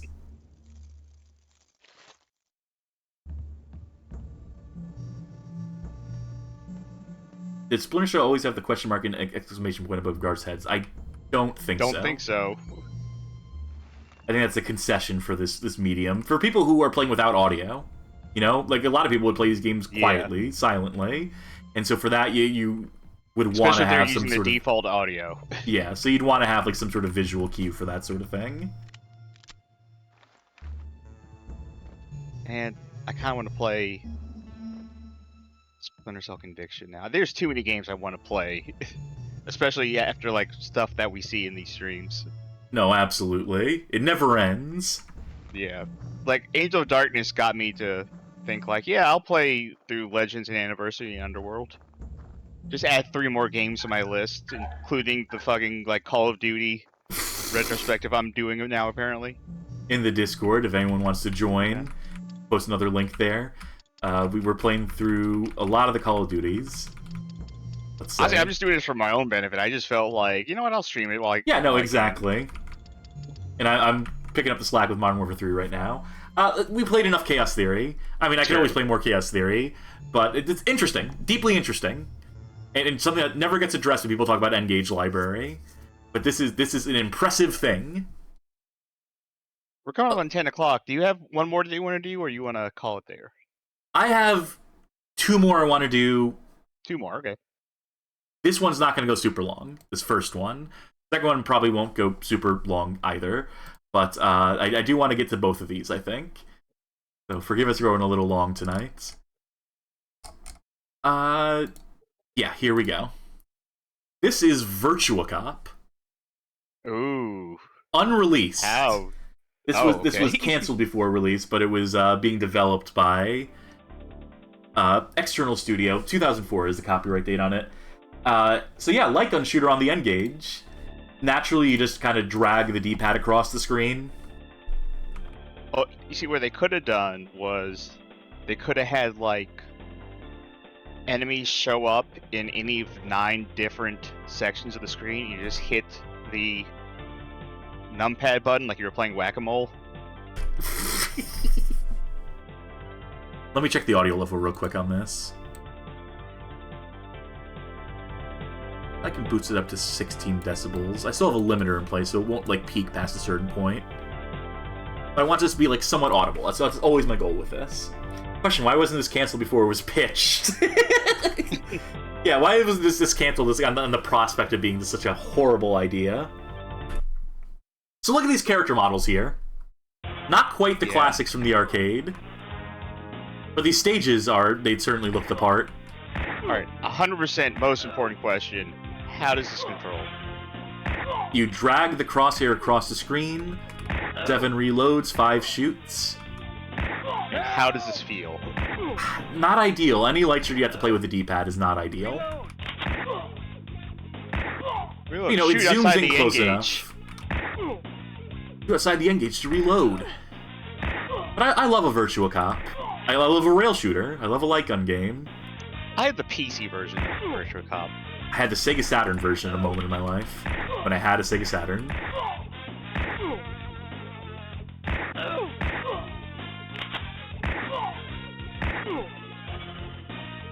I think these levels are truncated to a certain extent.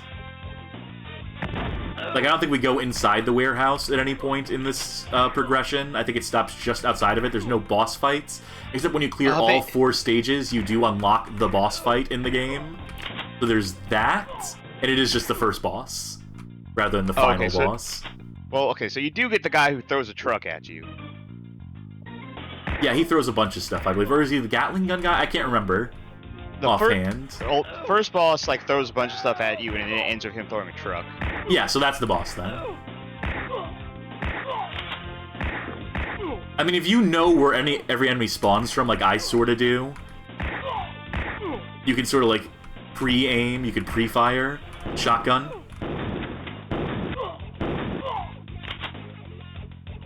So the different weapons are represented here. We're firing slugs to be able to hit from that far. Their little walk cycle is adorable. I don't know how good an opportunity we have to see it, but... That little waddle, you know? They can't like bend their knees at all, none of these guys. It's the no-knee game. The dark sort of animation.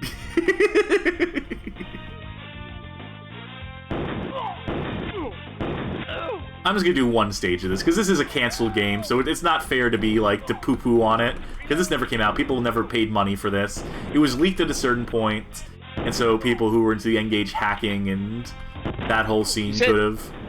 You said you get to the end and that, like, there's a boss, so is it complete, quote-unquote?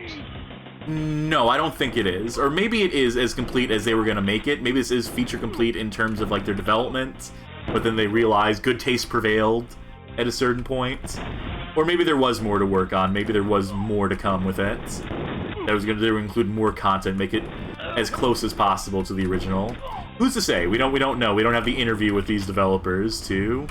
Look at that guy that got super close to the screen. Wow, they really did not want me to shoot that dude. I'm sorry, I didn't see it, so I looked on the Twitch stream for it. Why did he not have a shirt on? Some of these guys... Here he is!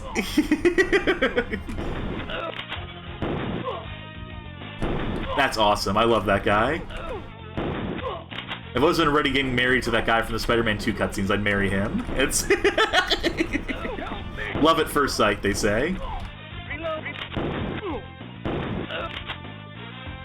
So my aim wasn't perfect, but I haven't taken any damage. Level clear.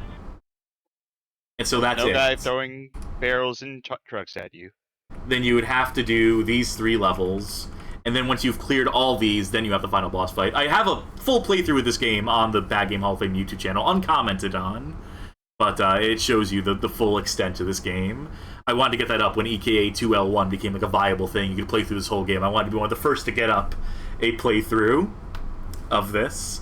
But that's going to do it for the N-Gage 1.0. Oh, I gotcha. The next and last game we're going to play tonight is an N-Gage 2.0 release. And we're coming around almost full circle here, because what was, like, the second game we played tonight? The Tomb Raider. Yep. And we're going to end it on some more Tomb Raider. Tomb Raider Underworld, that is, released 2009 on the N-Gage 2.0. So for this, I need to go to the 2.0 device, launch games here, and wait, hold on, this is going to be super loud unless I mute this. Okay, I'm going to spare people in the stream there,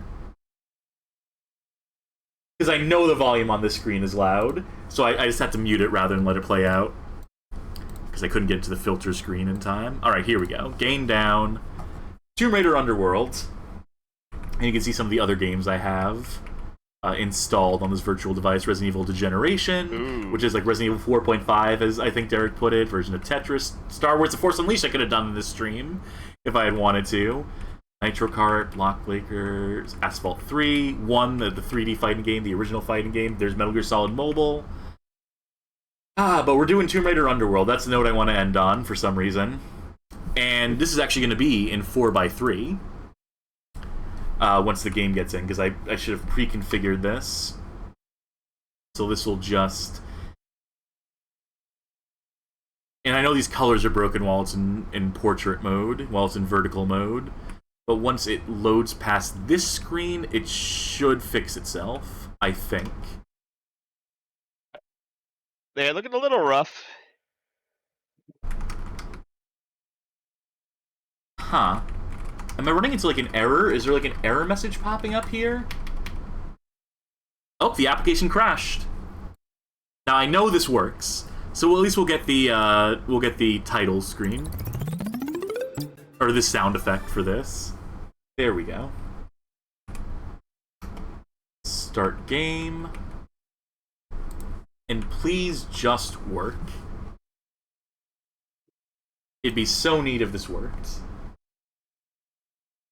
Because this game is a trip.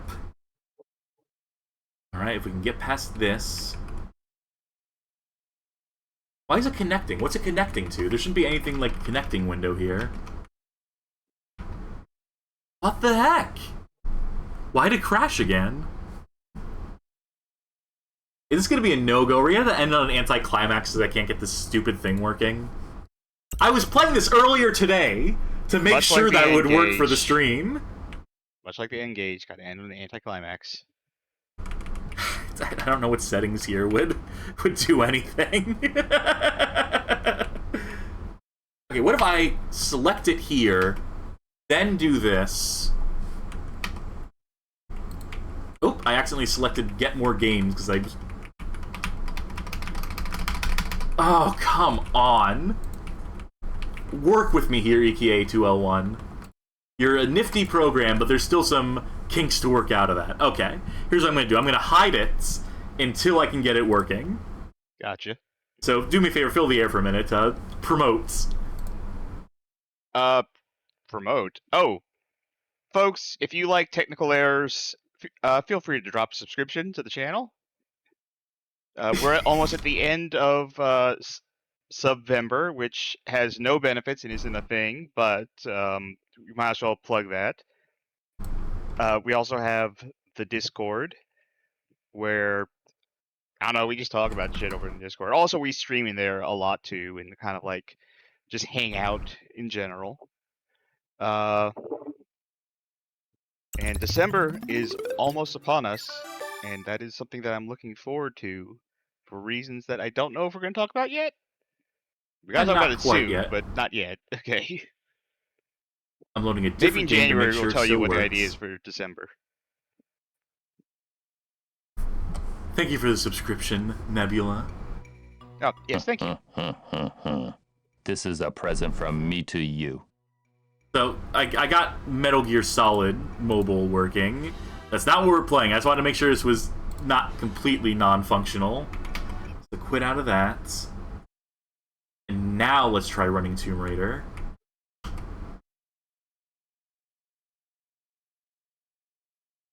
What a pain in the butt this is. Oh, I got it. This is... Yep. We're in there. It's gonna look like junk at first, still. I'm fully aware of what I'm doing. I think I can navigate these menus to get to the point where I can... This is the sound control. Sound 100%. Options. Device rotation. Rotate left. Rotate right. Did it? There we go. Oh. We managed! I'll take a drink up if you don't mind. I will absolutely. Oh, I already ran through my entire drink earlier. There we go. Alright. You ready for Tomb Raider Underworld, released 2009? Well into the life of the PSP. Well into the life of other contemporaneous handheld devices that are doing really impressive stuff. I mean, surely this is going to look amazing then. I will begin a new adventure. I will lose my progress. Find it yet? Patience, Zip. I warned you that conveniently undiscovered islands would be scarce in the Mediterranean. You sure this Professor Eddington knows what he's talking about? If he says Father was convinced the path to Avalon was here, I have no reason to doubt it. If there's any chance that this could lead... This is about more than just treasure, isn't it? I think you could have scrolled through that dialogue. Yeah, possibly. Alright, enough of this. Let's get to the gameplay. Yep. Zip, are you picking this up? Alright. So. Left, right, nothing. I can walk backwards. I can walk forwards. It's a runner game. Yes. Oh, it is? It is a runner game with prompts that pop up. I'm just holding forward. Contextual buttons. I can actually move left and right here to do this platforming, but other than that, yeah. It's on a track. An on-rails Tomb Raider game. That's interesting. Yeah. Isn't it? What a horrible idea. It's Is this what I have to look forward to when I get to Underworld? The console version like this too? Yeah, you know, it's all on a rail. So that whole walking forward and around the corner thing, that was just automated. That was on a rail. That's fully automated. This was developed by One Distinctive Developments Limited. Officially published by Eidos, though. Now, does this play better or worse than Angel of Darkness? That was like a 6-foot fall. Come on, Lara. Just for that, I'm going to say it's about on par. You know, I mean, when it's simplified like this, it's better in the sense that, I don't know, there's not room for screwing up. It's on a track, so you can't like get lost in the level when it's all like in one direction. Her model doesn't look good.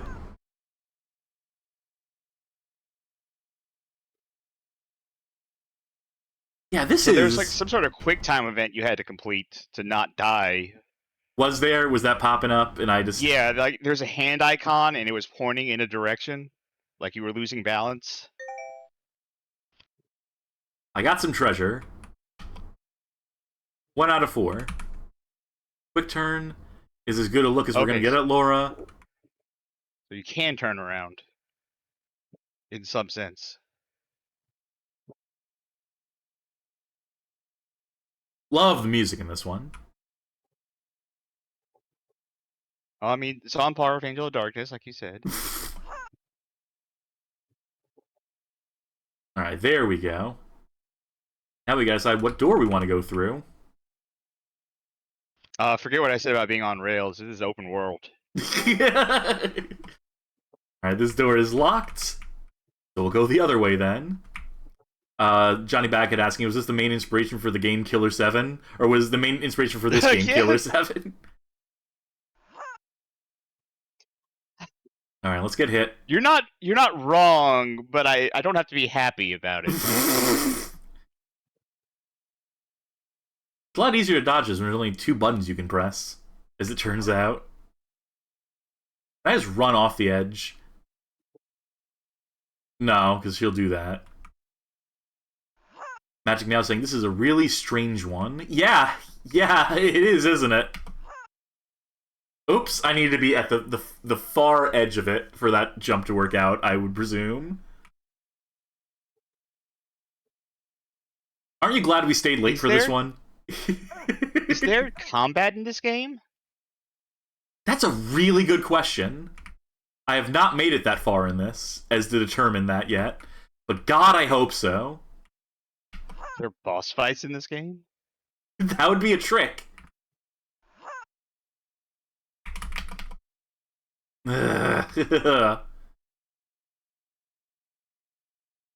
This stinks.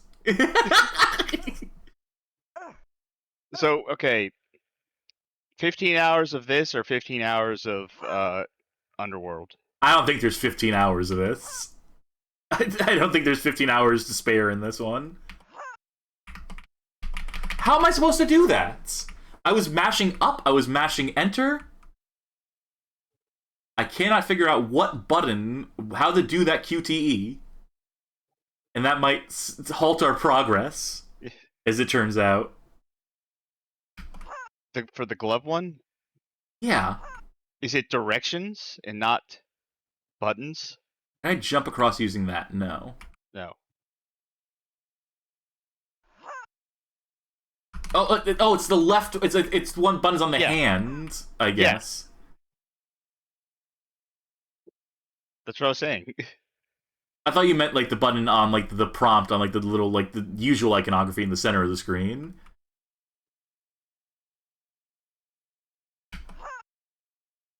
That's what I was saying. Like there's an arrow on the hand. Yeah. Left.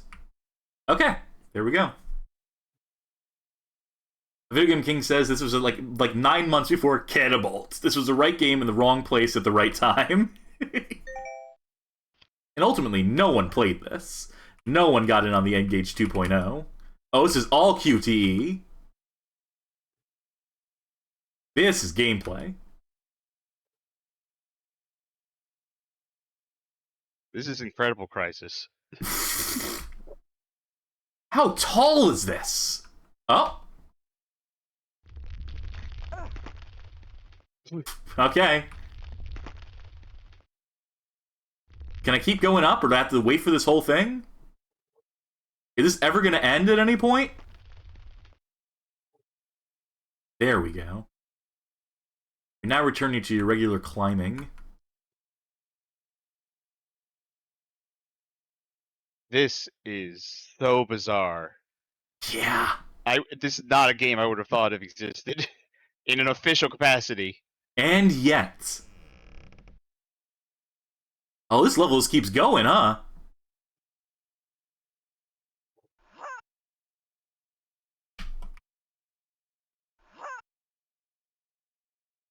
Well, you know, in a couple months when I get to it, I'll let you know how the console version stacks up PC against version, this. Yeah.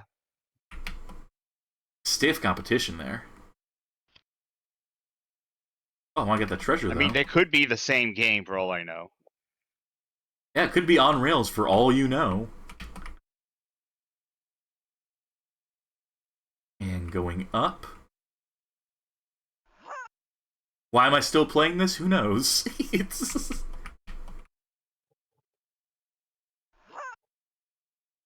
I mean, you're just so used to beating Tomb Raider games now. Yeah, it's become a pattern. It ain't no thing. I am the Tomb Raider expert. Oh, salvage that. Would have sucked if I had to do this whole thing again.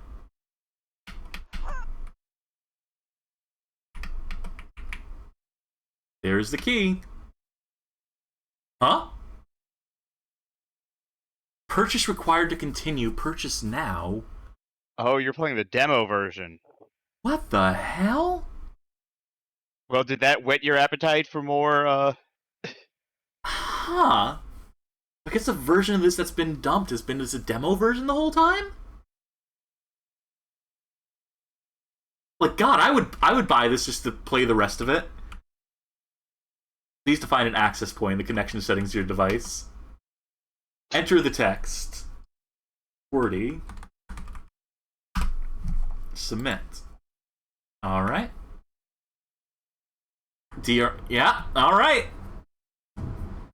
That's the end of Tomb Raider Underworld. Folks. That's the end of the show tonight. We ended on a strong note after all. I'm glad we managed to pull that one off. I'm glad we managed to get that working in some capacity. Yeah, that was a look at the Nokia N-Gage and the conversions that existed on it. There were a lot more than what we played. I tried to highlight some of the interesting ones, the one that seemed interesting to me, the curios, and boy howdy were there a few. But ultimately, it's not terrible. Only like a small handful of them were actively maliciously bad, like in terms of like playing them.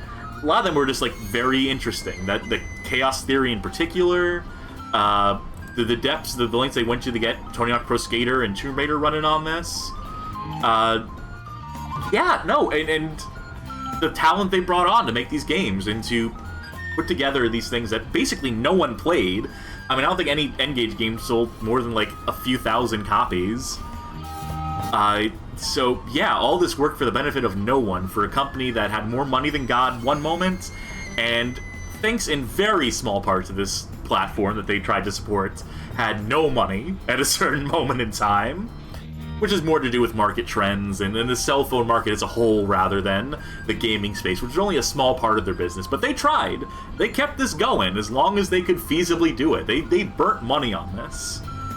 Putting these games out there, putting that handheld out there, trying to carve out a space for themselves in the market. And that's admirable to some extent, right? And these games are admirable enough too, for the most part. It's certainly a thing I would have liked to have been able to try, at the very least. No, absolutely. Maybe not spend upwards of over $300 on it, but probably not. Sure, curio.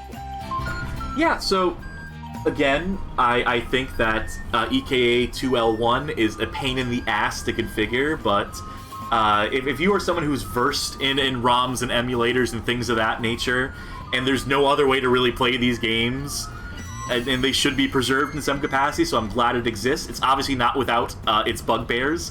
It is not 100% as of yet, but maybe it will be in time, and I look forward to that day. Or if not that, like, getting hands on an actual N-Gage again. Maybe seeing, like, if there's, like, some way to... If there's projects to make them, like, last and work in the longer term. If there's still people supporting that little environment with homebrew and whatnot years down the line. Because it still exists today. There's still that community. There's still a community for the Gizmondo, for Christ's sakes. So anything is possible if you put your dream, if you put your heart into it. And that's the N-Gage story, I guess. I don't know. I don't know how else to conclude this. Let's see if someone's around to raid. Yeah, you could raid. That's a conclusion.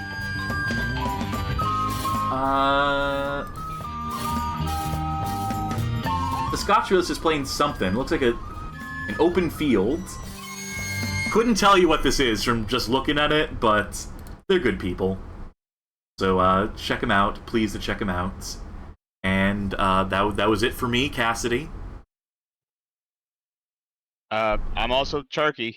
So, I don't know if that's what you're leading me to. Yeah, I was gonna say, and that's me, yeah, something like that. Bye! It's not... I was about to say, that's not it for me, Charkie. I'm gonna keep streaming. Let's go. Now, I'm out of here. Good evening. Good night, everybody.